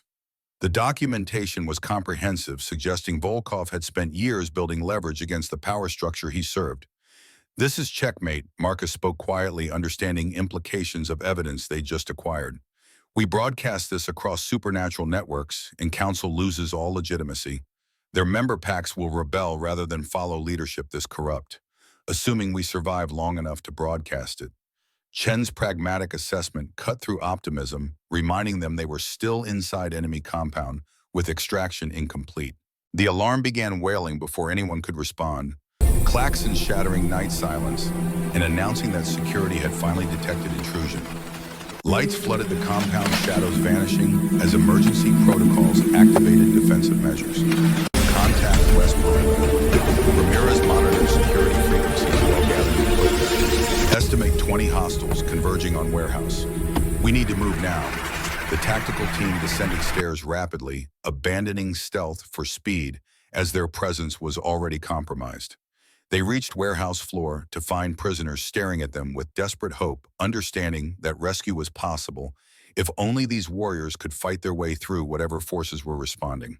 Sarah made split-second decision that would complicate extraction, but aligned with who she'd become. We're taking them, all of them. Nobody gets left behind. Jack started to object, adding 40 prisoners to extraction would be tactical nightmare. But seeing Sarah's expression changed his mind. She'd spent 3 years as prisoner herself, knew intimately what abandonment felt like. If she needed to rescue these people for her own healing, he wouldn't deny her that choice. Everyone who can walk, follow us. Jack's alpha command carried authority that prisoners responded to instinctively. Anyone too injured to move gets carried. We're leaving together or not at all. Chen blew the warehouse's loading bay doors, creating exit point large enough for mass evacuation. The team formed protective cordons around prisoners, weapons tracking threats, while Sarah used moonfire abilities to heal the most severely injured until they could manage evacuation pace. Volkov's security forces opened fire from multiple positions, automatic weapons stitching through cargo containers and concrete walls. Chen returned fire with disciplined bursts, forcing attackers into cover, while rest of teams shepherded prisoners toward treeline where Williams would conduct emergency extraction. Marcus took round to the thigh Kevlar, stopping the bullet, but kinetic impact shattering femur. He went down hard, weapon clattering away as shock overwhelmed his system. Sarah was beside him instantly, healing energy flowing through contact, while enemy fire continued impacting around them. The bone knit together within seconds, muscle and tissue restoring themselves until Marcus could regain his feet. He retrieved his weapon and resumed covering fire without missing more than 5 seconds of combat effectiveness, living testament to Sarah's capabilities. Williams brought the helicopter in low and fast door gunner, providing suppressive fire that forced Volkov's people into cover. The extraction was chaos, prisoners climbing aboard while tactical team maintained perimeter defense. Everyone trying to reach safety before overwhelming force could prevent withdrawal. Sarah was last aboard, ensuring every prisoner had made it to helicopter before abandoning her position. Volkov's forces pressed close, recognizing that their targets were escaping and desperate to prevent loss of valuable merchandise. We're at capacity, Williams's voice carried through helmet communication. Weight limits are maxed, and I've got damage to tail rotor. This is going to be interesting flight. Then let's not waste time discussing it. Jack hauled Sarah aboard as Chen tossed final smoke grenades to cover their departure. Get us airborne now. The helicopter lifted with agonizing slowness, overloaded with people, and taking fire from ground positions. Rounds impacted against armored fuselage, some penetrating cabin, and forcing passengers to duck flying fragments. The door gunner returned fire until his weapon ran dry, then switched to backup rifle and continued engaging targets. They cleared the compound with meters to spare damaged tail rotor, creating vibration that suggested catastrophic failure was imminent possibility. Williams fought controls with decades of piloting experience, nursing crippled aircraft toward Black Ridge territory, while everyone aboard held collective breath. The landing was controlled crash more than a proper touchdown, the helicopter hitting ground hard enough to collapse landing gear and send everyone tumbling. But they were down in friendly territory, surrounded by Black Ridge defenders who'd responded to emergency beacon alive despite odds that should have killed them multiple times over.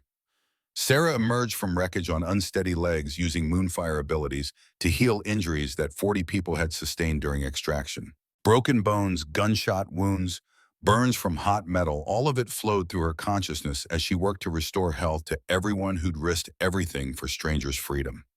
Jack watched her work with expression mixing pride and concern, seeing how much energy she was expending without regard for her own limitations.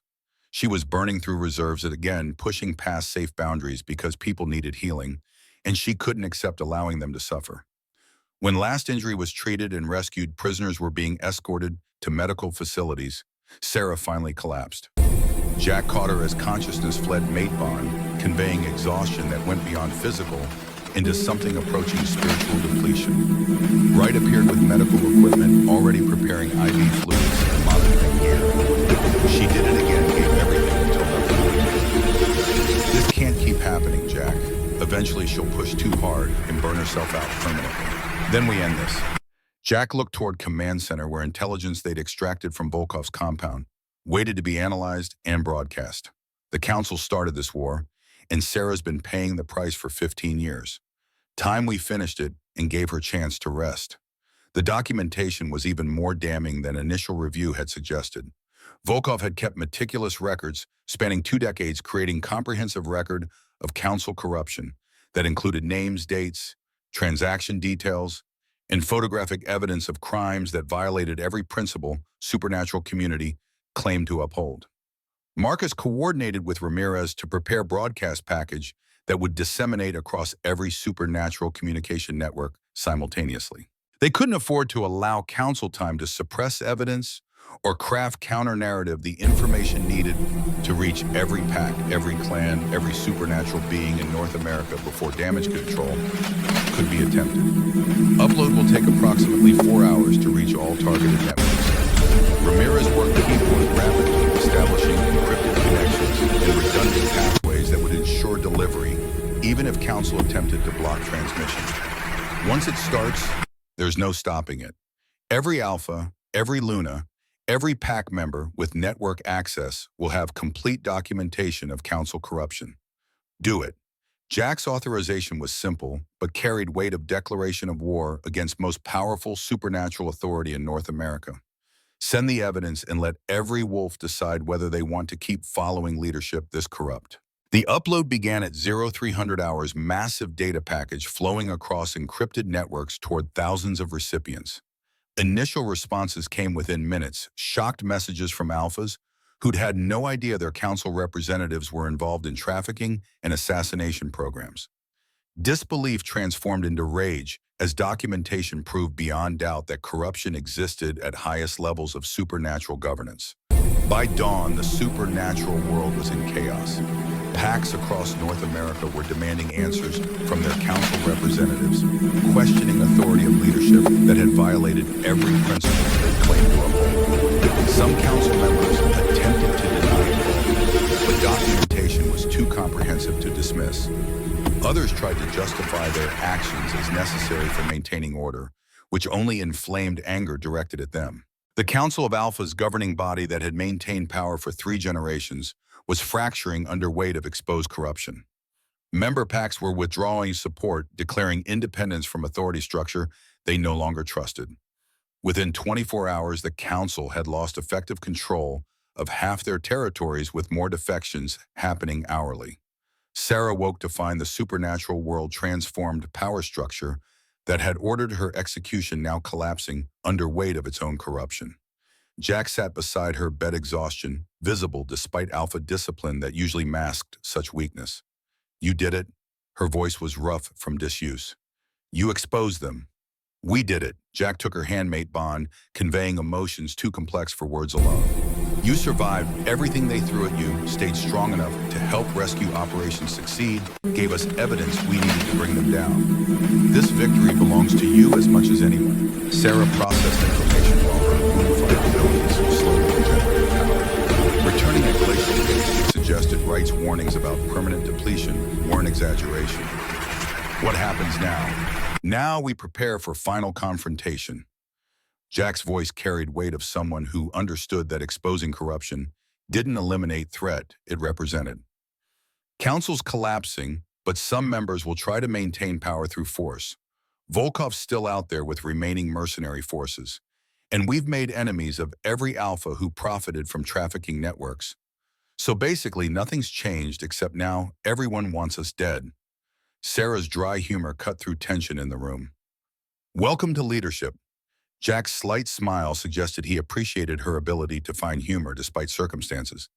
It's thankless work that mostly involves making impossible choices and hoping you survive long enough to see if they were right decisions. The final assault came at dawn on Sarah's 33rd birthday, exactly as ancient prophecy had predicted.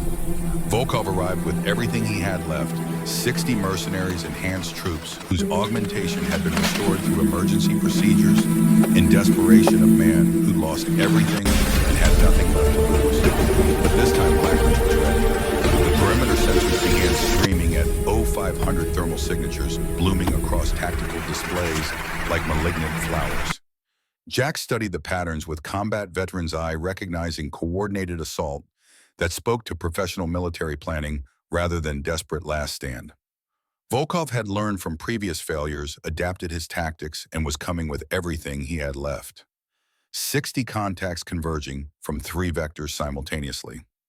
Marcus coordinated defensive responses while pulling up satellite imagery that showed enemy force composition. Enhanced troops leading each assault wave, regular mercenaries providing support, fire heavy weapons teams positioned to suppress our defensive positions. Sarah stood in command center wearing tactical vest over borrowed fatigues, moonfire abilities fully regenerated after 2 days of enforced rest. Her hands glowed faintly with silver light power, responding to adrenaline in combat proximity. The mate bond hummed between her and Jack, connection that had grown stronger with each shared trial. Today was her 33rd birthday, the age when moonfire abilities traditionally reached full maturity, when lunar potential crystallized into actual authority that transcended normal pack items. She could feel the change happening within her consciousness, channels opening that had remained dormant her entire life, awareness expanding to encompass every living being within miles. The power was intoxicating and terrifying in equal measure. Sarah understood now why the council had feared her bloodline enough to order wholesale slaughter. Elena Moonfire hadn't just been powerful Luna, she'd been force of nature that could reshape battlefields through presence alone, whose very existence had threatened established order. Chen's voice cut through tactical chatter with urgency that made everyone's attention snap toward him. "Boss, we've got additional contacts. Unknown force approaching from northwest, estimate 40 vehicles. Heavy armor signature suggests military hardware." Jack's jaw tightened as new threat materialized on displays. The council was making their move while Blackridge was engaged with Volkov's assault, timing their intervention to catch defenders when they were most vulnerable. Smart tactics that would have worked against conventional opponents. But Blackridge had Sarah, and Sarah's abilities were growing exponentially with each passing hour. "I can feel it." Her voice carried distant quality consciousness, extending through pack bonds and beyond into territory that should have been impossible to perceive. Every wolf within 50 miles. Their fear, their pain, their determination. Some of them don't want to be here. They're following council orders, but questioning whether this fight is justified. Can you communicate with them? Jack was already calculating implications if Sarah could turn council forces against their leadership through direct telepathic contact. She closed her eyes, reaching out with moonfire consciousness toward wolves advancing under council banners. The connection formed reluctantly, warriors conditioned to resist mental intrusion, instinctively defending against perceived attack. But Sarah wasn't attacking. She was offering truth, broadcasting evidence of council corruption directly into their minds, where denial became impossible. Images flooded across mental link, documentation of trafficking operations, photographs of council alphas meeting with the Volkov transaction records proving years of criminal conspiracy. Every piece of evidence they'd extracted from Volkov's compound transmitted with emotional context that made corruption visceral and undeniable. The council forces advanced faltered as warriors processed information that contradicted everything their leadership had told them. Some continued forward out of loyalty or momentum, but others slowed or stopped, entirely unwilling to kill for alphas whose legitimacy had been shattered by comprehensive proof of betrayal. "We've got defections." Ramirez monitored communication frequencies with disbelief evident in his voice. 3 council contingents just withdrew from assault formation. Their commanders are demanding explanation from Alpha leadership about documented evidence of trafficking involvement. The tactical situation was still desperate. Volkov's 60 mercenaries plus remaining council forces still outnumbered Blackridge defenders significantly, but psychological edge had shifted. Council warriors were questioning their mission, while Blackridge Pack fought with absolute conviction that their cause was righteous. All defensive positions, weapons free.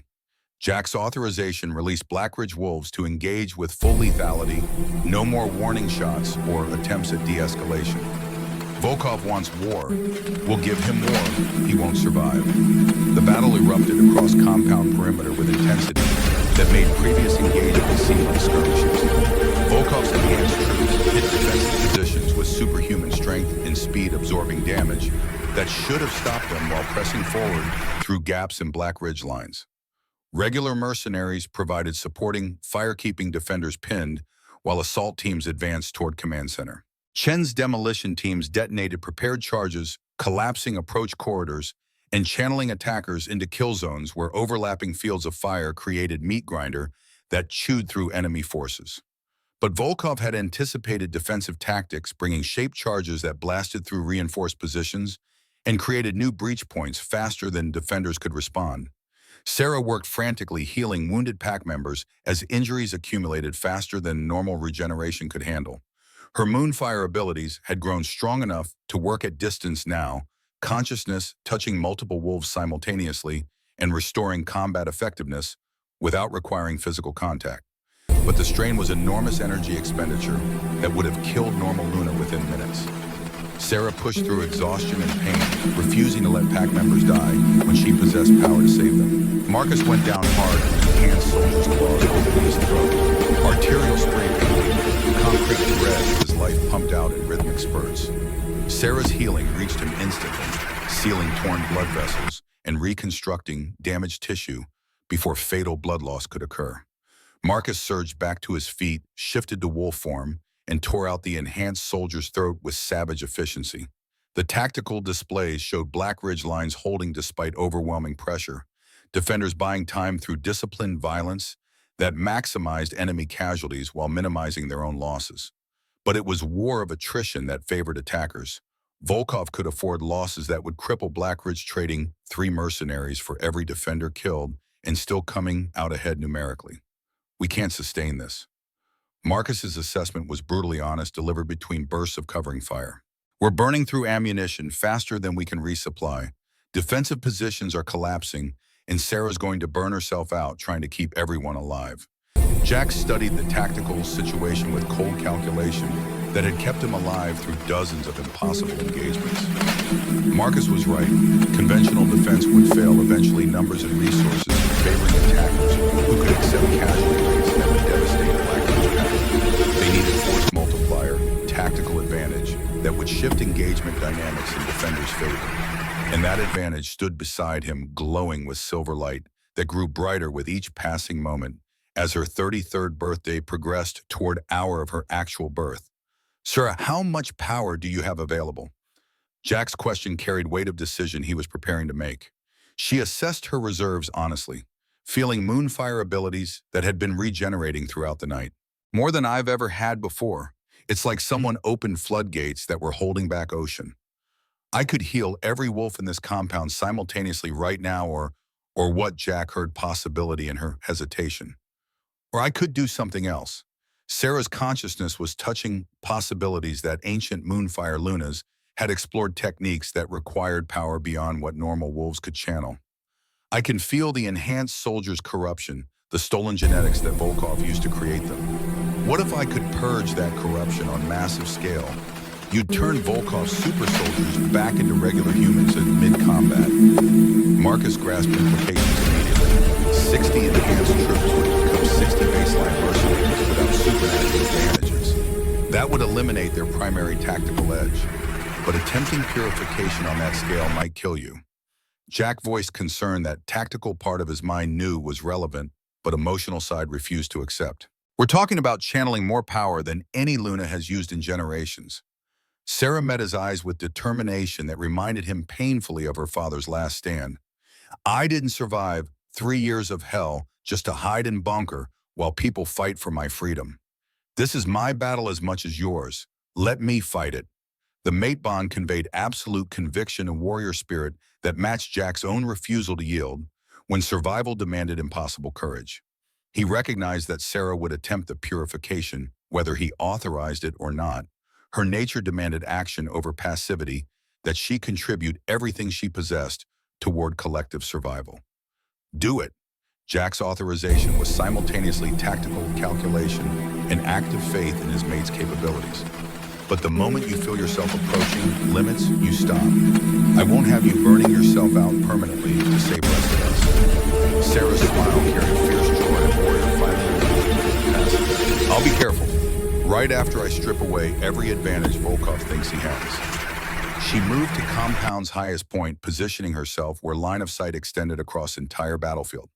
Her Moonfire abilities had been growing throughout conversation power building toward critical threshold as birthday hour approached.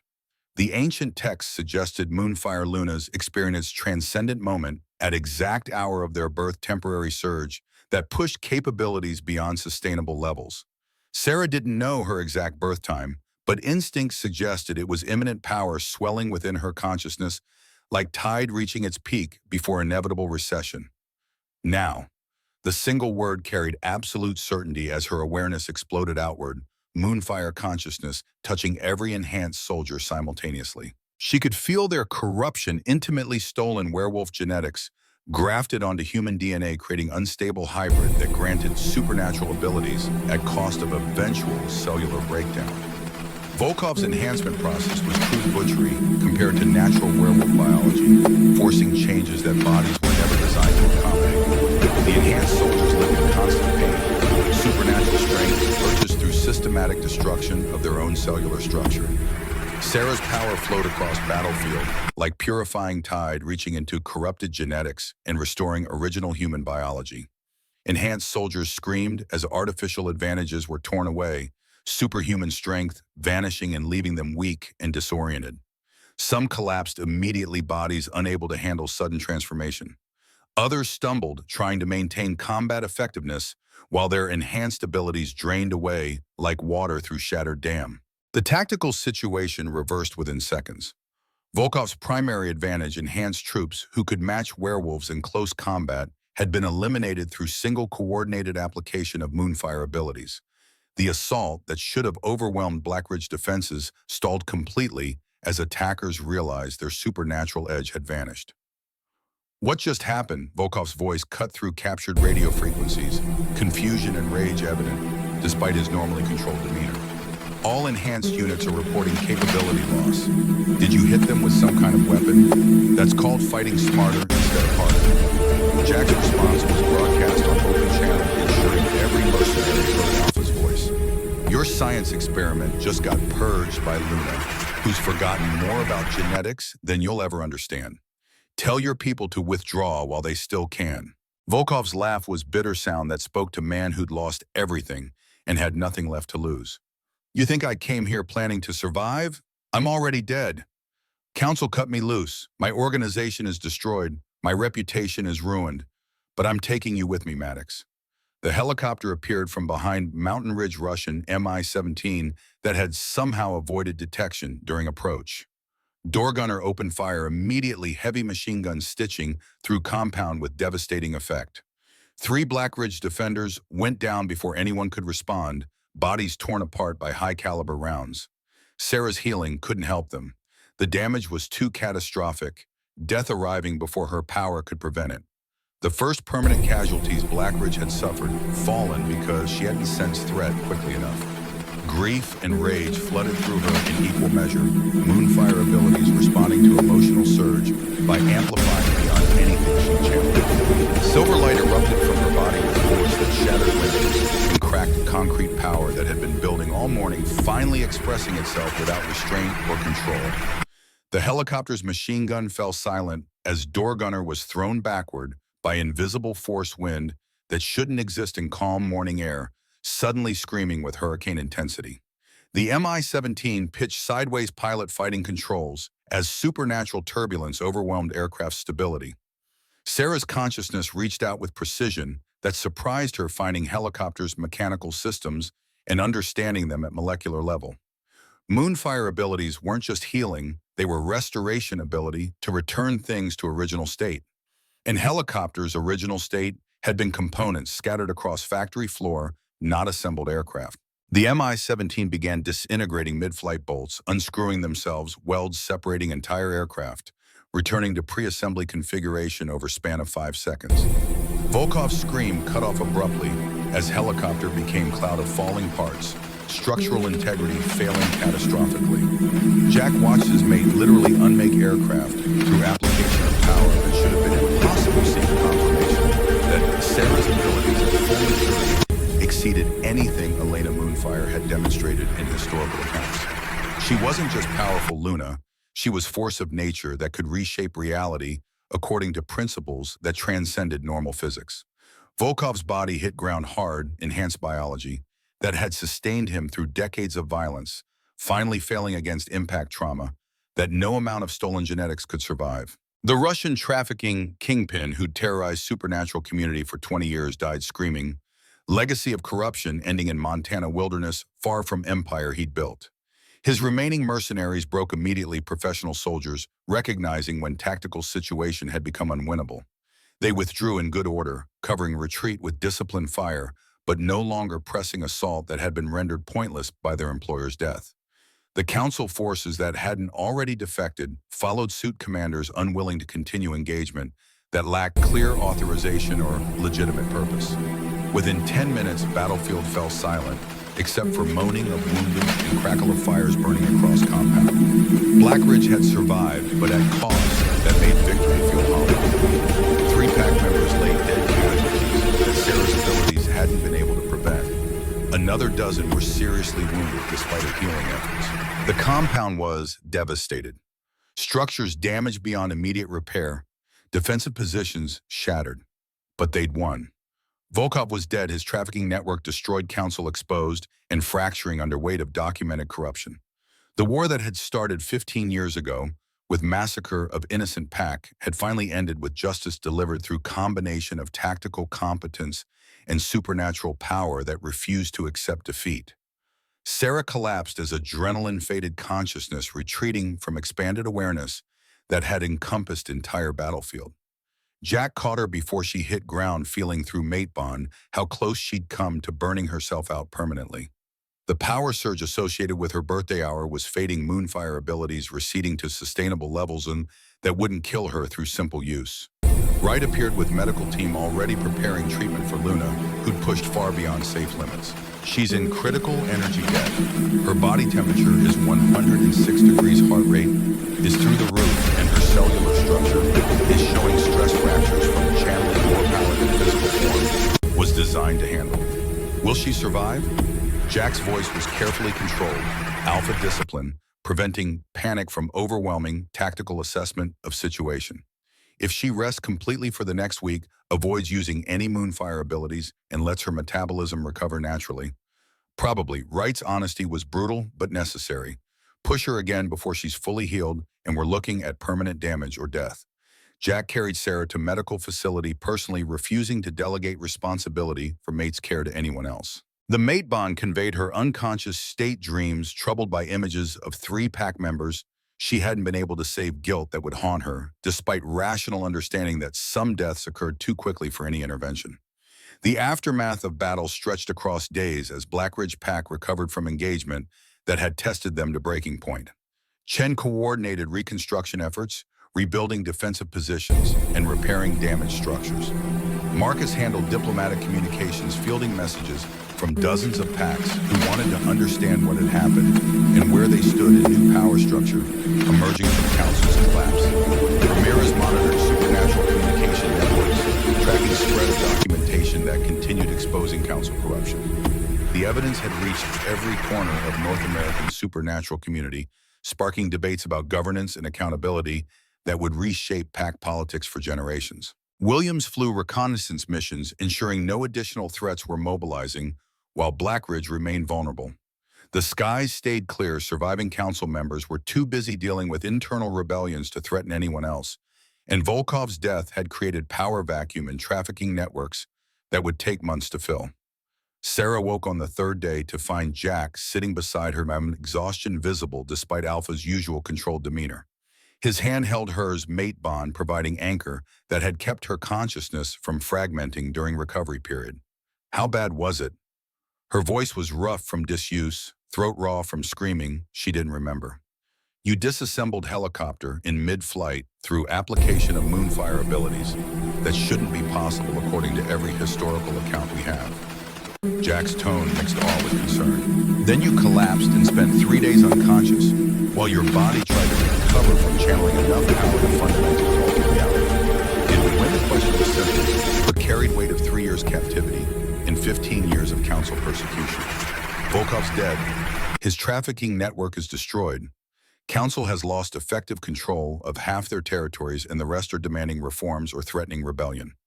Jack's summary was clinical, but satisfaction underneath suggested deep approval of outcomes. You changed everything, Sarah. The supernatural world will never be the same. She processed information while her moonfire abilities slowly regenerated power returning, but feeling different now, more controlled, less likely to surge beyond her capacity to manage. The birthday awakening had been transcendent experience, temporary access to capabilities beyond normal limits. But now that surge had faded, leaving her with sustainable power level that was still impressive, but no longer reality warping. What about our casualties? Sarah remembered 3 pack members falling, despite her best efforts. Guilt that had haunted her dreams.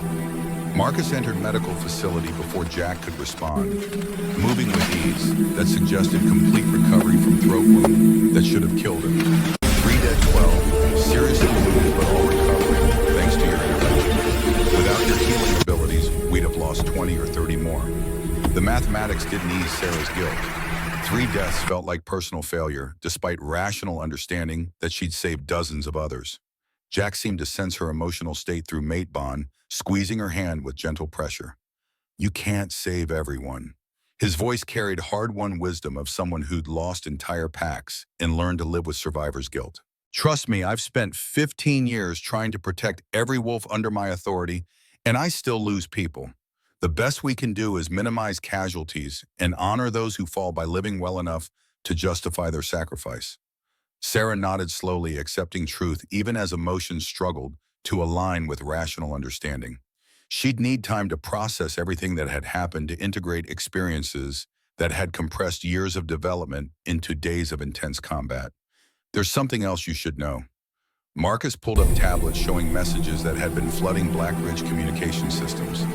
Packs across North America are requesting your presence. They want to meet Luna, who exposed council corruption and defeated Volkov.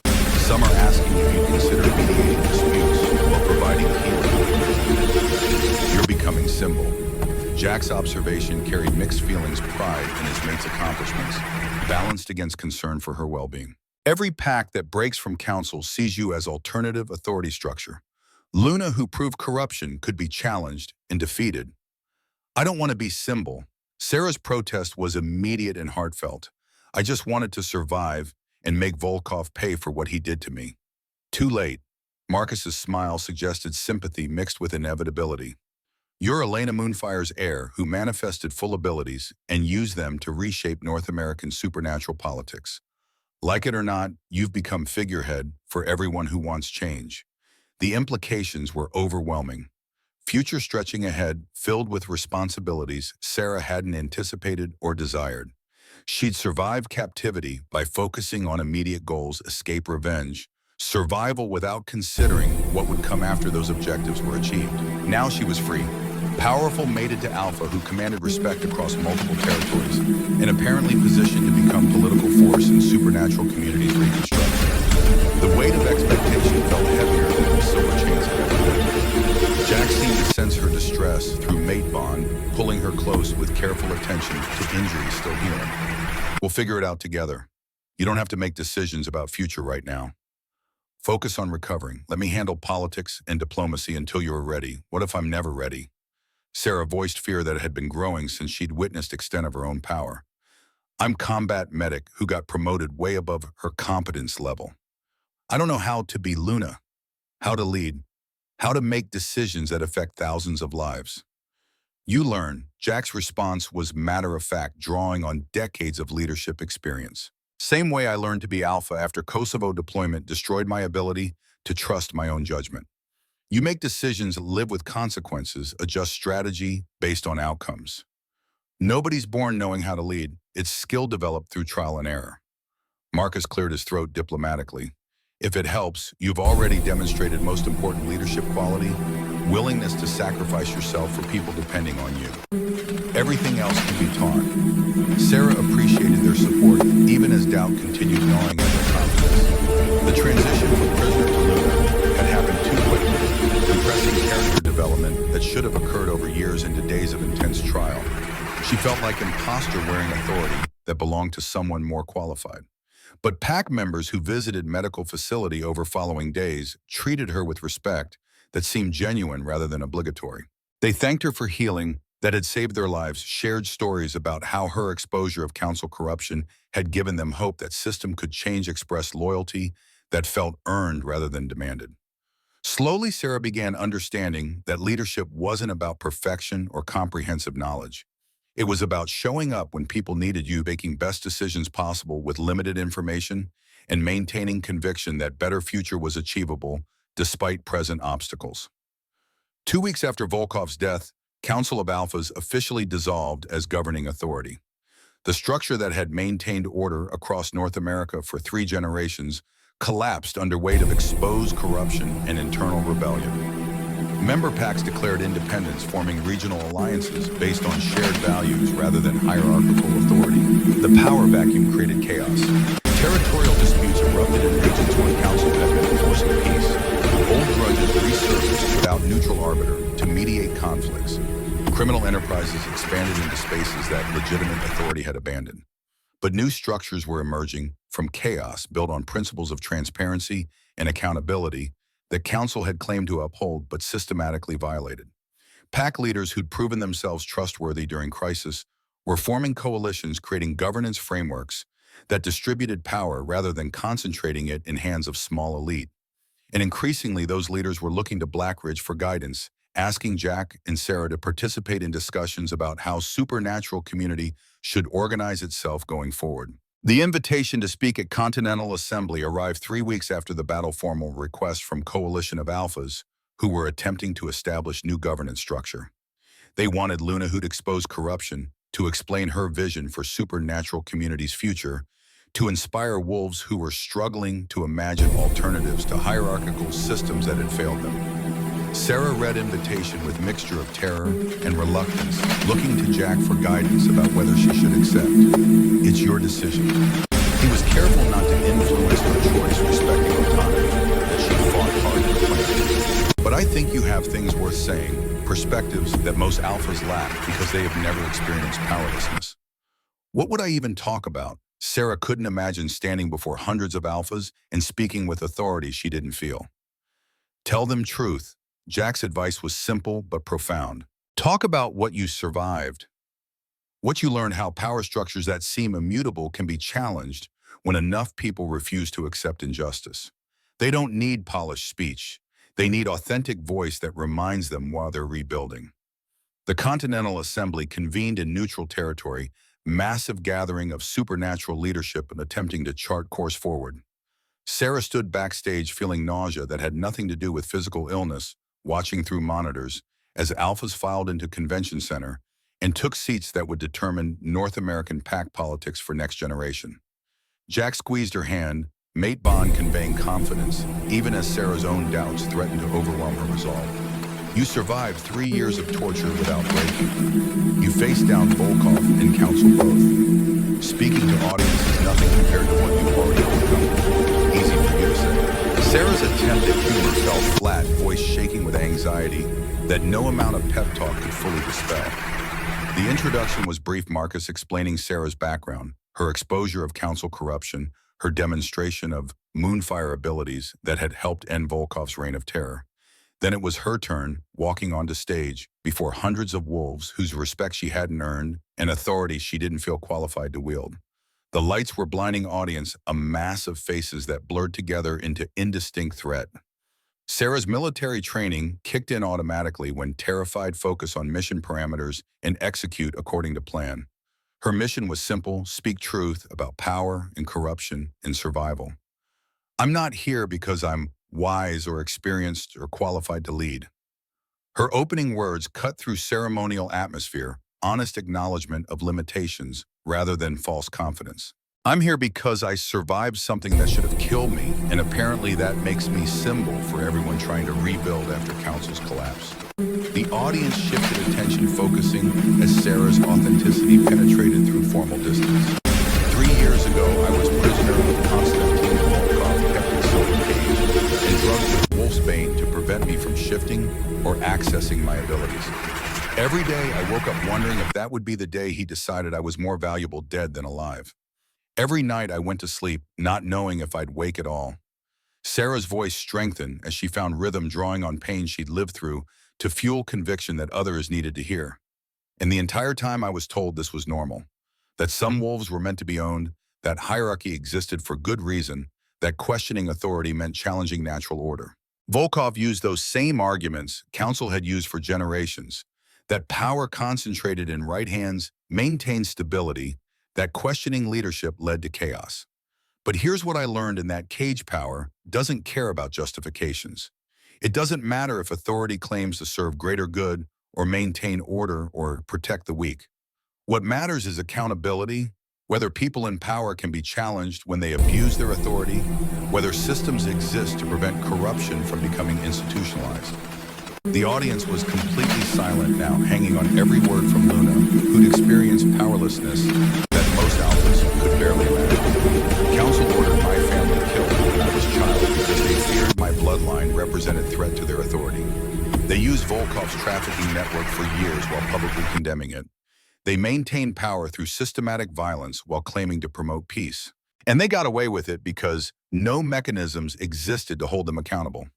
Sarah paused, letting her words sink in before delivering conclusion that felt both obvious and revolutionary. So as you rebuild, as you create new structures to replace what collapsed, remember this: any system that can't be questioned will eventually become corrupt. Any authority that can't be challenged will eventually become tyrannical. Build accountability into foundation, not as afterthought. Make transparency the default, not exception. Create mechanisms for removing leaders who abuse power, not just structures that concentrate power in fewer hands.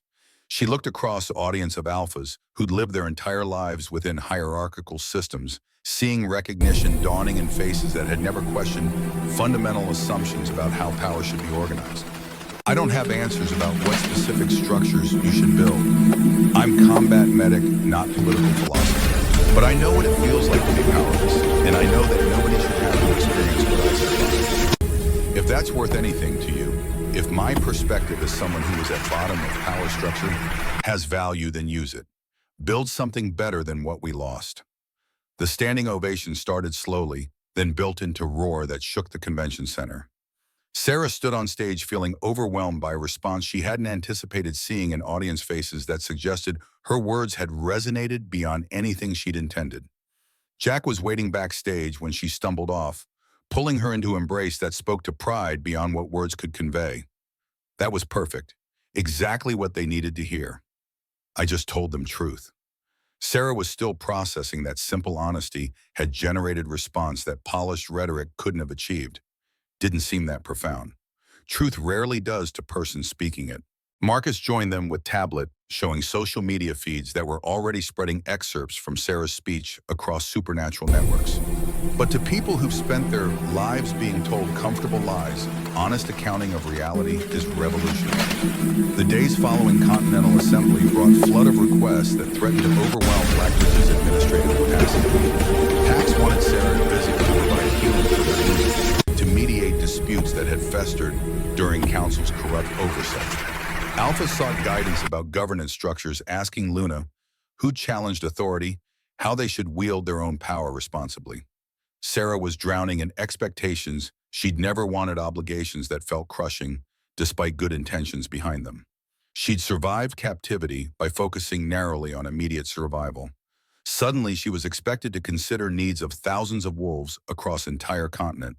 The breaking point came 3 weeks after assembly, when Sarah found herself unable to leave medical facility because constant stream of visitors seeking healing or guidance made privacy impossible. She'd become prisoner again, not of silver chains, but of expectations and obligations that felt equally confining. Jack found her crying in supply closet, the only space where she could be alone for 5 minutes. The mate bond had conveyed her distress, pulling him away from tactical meeting to address crisis that threatened to break Luna, who'd survived everything else. I can't do this. Sarah's voice was small and defeated, all confidence stripped away by weeks of relentless pressure. Everyone wants something from me, and I don't have enough to give. I'm not Elena Moonfire reborn. I'm just Medic, who got lucky and survived when she shouldn't have. Jack knelt beside her, taking her hands with gentle care that contrasted his usual alpha authority. You're right. You can't do everything everyone wants. Nobody can. That's why I'm going to start saying no on your behalf. I can't refuse people who need healing. Sarah's protest was automatic medic training that prioritized others' needs over her own well-being. You can and you will. Jack's voice was firm alpha command mixed with mate's protective concern. Starting today, you see maximum of 5 visitors per day scheduled through Marcus with priority given to life-threatening cases. Everything else gets delegated or deferred. You're no good to anyone if you burn yourself out trying to help everyone at once. But people are depending on me. Sarah voiced fear that had been driving her self-destructive pattern. People were depending on you during Volkov's assault, and you delivered. Jack reminded her of victories she tended to minimize when focusing on casualties she hadn't prevented. But that was crisis situation with clear tactical objectives. What you're facing now is ongoing demand that will never end if you don't establish boundaries. Let me handle logistics of managing expectations. You focus on healing yourself before trying to heal everyone else. The permission to prioritize her own needs felt revolutionary after 3 years of captivity where others' desires had determined every aspect of her existence. Sarah leaned into Jack's embrace, feeling mate bond convey acceptance that didn't depend on her being perfectly selfless or infinitely capable. Recovery took months' careful balance between meeting obligations and maintaining boundaries that protected Sarah's well-being.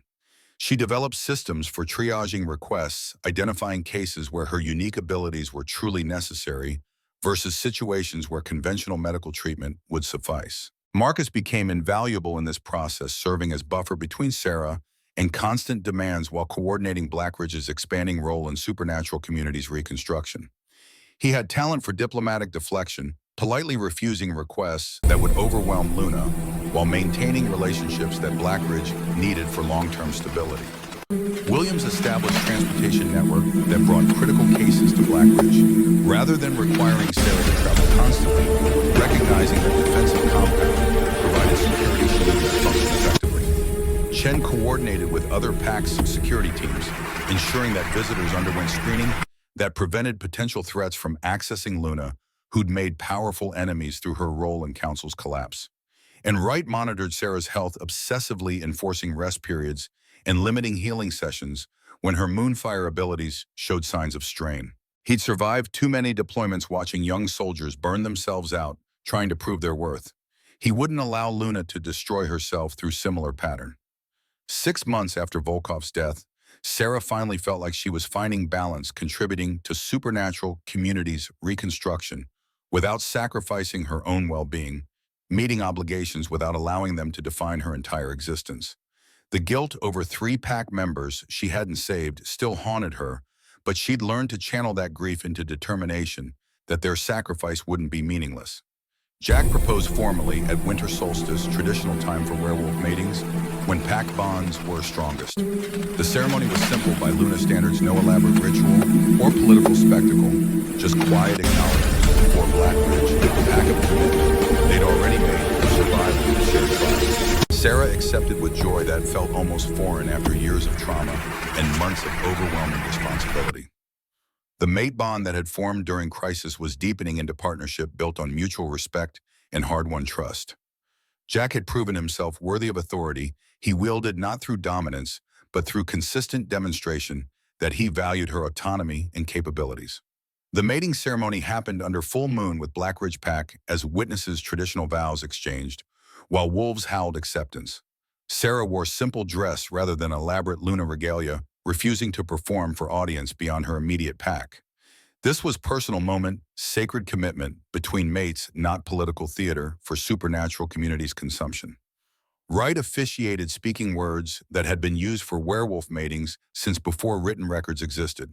The ceremony was brief but profound recognition that two wolves had chosen to face future together, regardless of what challenges that future held. And when it was over, when vows had been exchanged and Pack had howled their approval, Sarah felt something shift within her consciousness. The mate bond, which had been growing stronger since auction house, suddenly crystallized into a permanent connection that transcended normal Pack relationships. She could feel Jack's emotions as clearly as her own sense his location without conscious effort communicate through impressions that required no words. The connection was intimate in ways that had nothing to do with physical attraction, merger of consciousness, that made them stronger together than either could be alone. This is what Elena Moonfire must have felt with her mate. Sarah's voice was wonder-filled, experiencing depth of connection that historical accounts had failed to adequately describe. Not just emotional support or tactical partnership, but actual fusion of consciousness that created something larger than sum of individual parts. Jack pulled her close mate bond, conveying love that words would diminish through inadequate expression. We're in this together. Whatever comes next, we face it as partners. The epilogue arrived 3 months later in form that neither of them anticipated. Sarah had been feeling unusually tired, attributing exhaustion to sustained use of Moonfire abilities during healing sessions. But when nausea persisted beyond what simple fatigue explained, Wright insisted on comprehensive medical examination. The pregnancy test was positive, confirming what Wright had suspected based on hormone levels and subtle changes in Sarah's energy signature. She was approximately 6 weeks along conception, having occurred during or shortly after mate bond completion. Jack's reaction was pure joy, unmarred by complications that would inevitably follow. A pup. Our pup. His hand rested on Sarah's still flat abdomen with reverent care. Continuation of bloodlines that everyone thought were finished. Sarah's emotions were more complicated, happiness mixed with fear about bringing child into world that remained dangerous despite recent victories. The council's collapse had created temporary peace, but old patterns reasserted themselves quickly. Territorial disputes were escalating. Criminal organizations were expanding into power vacuum, and not everyone approved of role that Blackridge had assumed in supernatural communities' reconstruction. What if something happens? Sarah voiced fear that pregnancy made suddenly visceral. What if someone targets the baby because of my bloodline or your authority? Then we protect them. Jack's response was alpha certainty backed by tactical confidence that had kept Blackridge safe from multiple existential threats. The same way we protect each other and our pack. We build defenses, establish allies, and make it clear that threatening our family means accepting total war in return. The pregnancy progressed normally despite Sarah's concerns. Moonfire abilities apparently protecting developing pup from complications that might affect normal werewolf reproduction. Wright monitored her health obsessively, fascinated by physiological changes that combined alpha and Luna genetics in unprecedented ways. The pup's power signature was detectable by 4 months' energy that resonated with both Jack's alpha dominance and Sarah's Moonfire heritage. Wright predicted that child would be extraordinarily powerful once their abilities manifested, potentially exceeding even Sarah's considerable capabilities. The birth happened during spring, thunderstorm nature itself seeming to acknowledge significance of new Moonfire Luna entering the world. Sarah's labor was complicated by energy surges that crackled through medical facility, Moonfire abilities responding to pain and stress by flooding environment with healing magic. But 12 hours after contractions began, their daughter arrived screaming with healthy fury that suggested strong lungs and strong will. Sarah held her newborn while exhaustion overwhelmed everything else, feeling love so profound it made 3 years of suffering worthwhile if it had been necessary price for reaching this moment. What should we name her? Jack's voice was soft, studying, tiny face that somehow combined features from both parents into something entirely new. Sarah had been thinking about this question throughout pregnancy, considering various options before settling on answer that felt appropriate. Elena, after my grandmother. So the Moonfire line's legacy continues with name that honors where we came from. Jack nodded slowly, seeing rightness in choice that connected their daughter to history while acknowledging debt they owed to ancestors who'd fought for their survival. Elena Maddox, future of bloodline, everyone tried to destroy. The baby yawned, tiny hand closing around Sarah's finger with grip that suggested strength exceeding normal newborn capacity. Her eyes opened briefly, gold and green swirled together, inheritance from both parents creating color that shouldn't exist in nature. She's perfect. Sarah's voice was thick with emotion that years of trauma hadn't managed to destroy. Everything we survived, everything we fought for, it was worth it to get here. Jack kissed her forehead, made bonds and vague agreement that transcended need for verbal confirmation. 3 years ago, you were a prisoner thinking you'd never be free. Now you're Luna, holding our daughter while Pax celebrates outside. Life has a strange way of delivering happy endings to people who refuse to quit. Through the window, Sarah could hear Blackridge Pack howling welcome for new pack member voices joining in song that had celebrated werewolf births since species emerged from prehistoric darkness. The sound was beautiful and primal acknowledgement that despite everything they'd survived, life continued its inexorable forward momentum. Marcus appeared in doorway with expression mixing joy and tactical concern. Congratulations, Luna. She's beautiful. But you should know we're getting messages from PACs across North America requesting permission to send representatives to meet her. Apparently, everyone wants to acknowledge Elena Moonfire's heir having daughter who carries the bloodline forward. Tell them no. Sarah's response was immediate and non-negotiable. She's 3 hours old.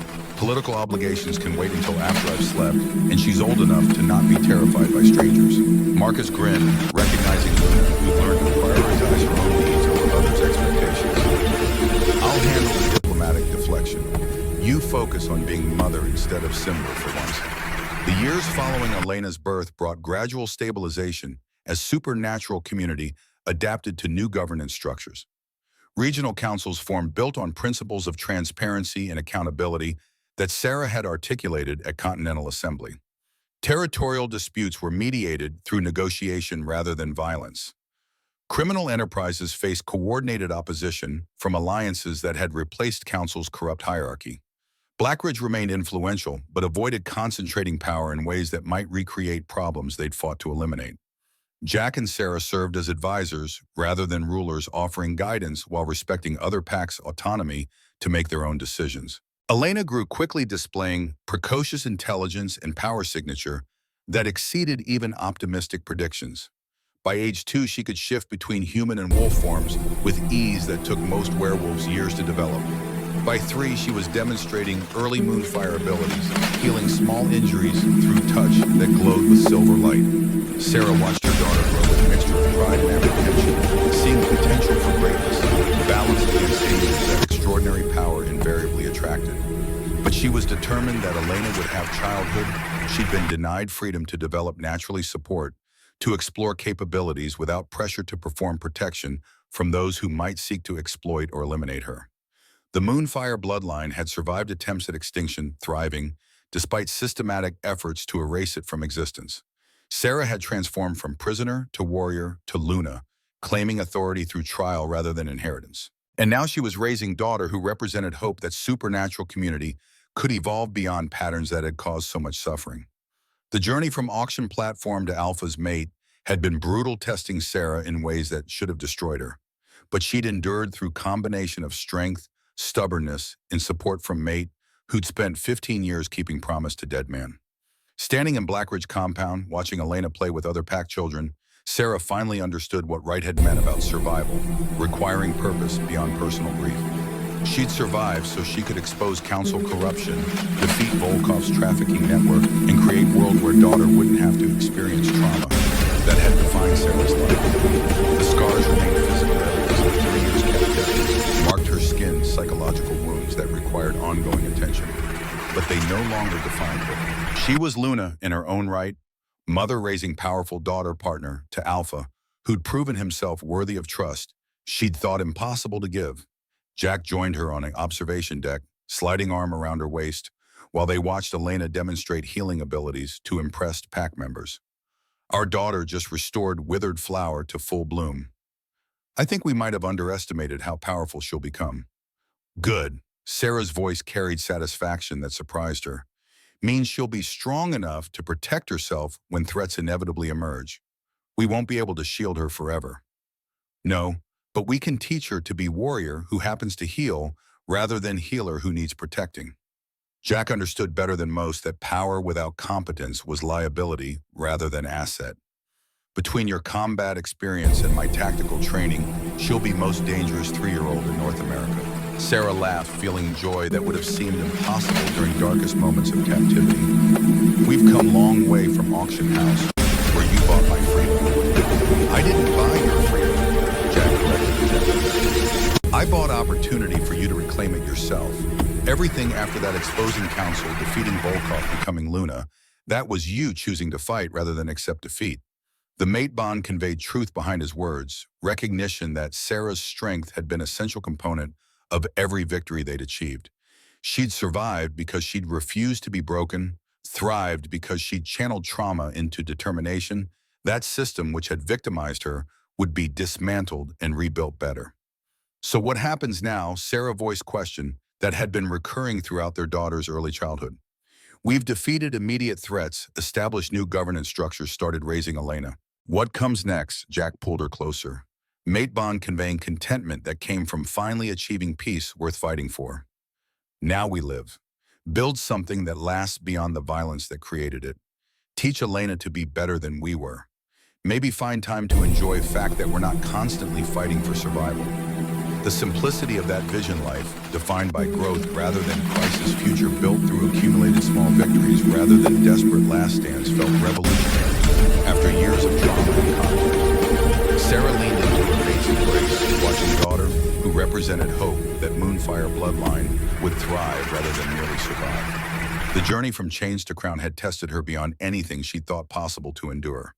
But she'd survived, thrived, transformed from victim into force that had reshaped North American supernatural politics.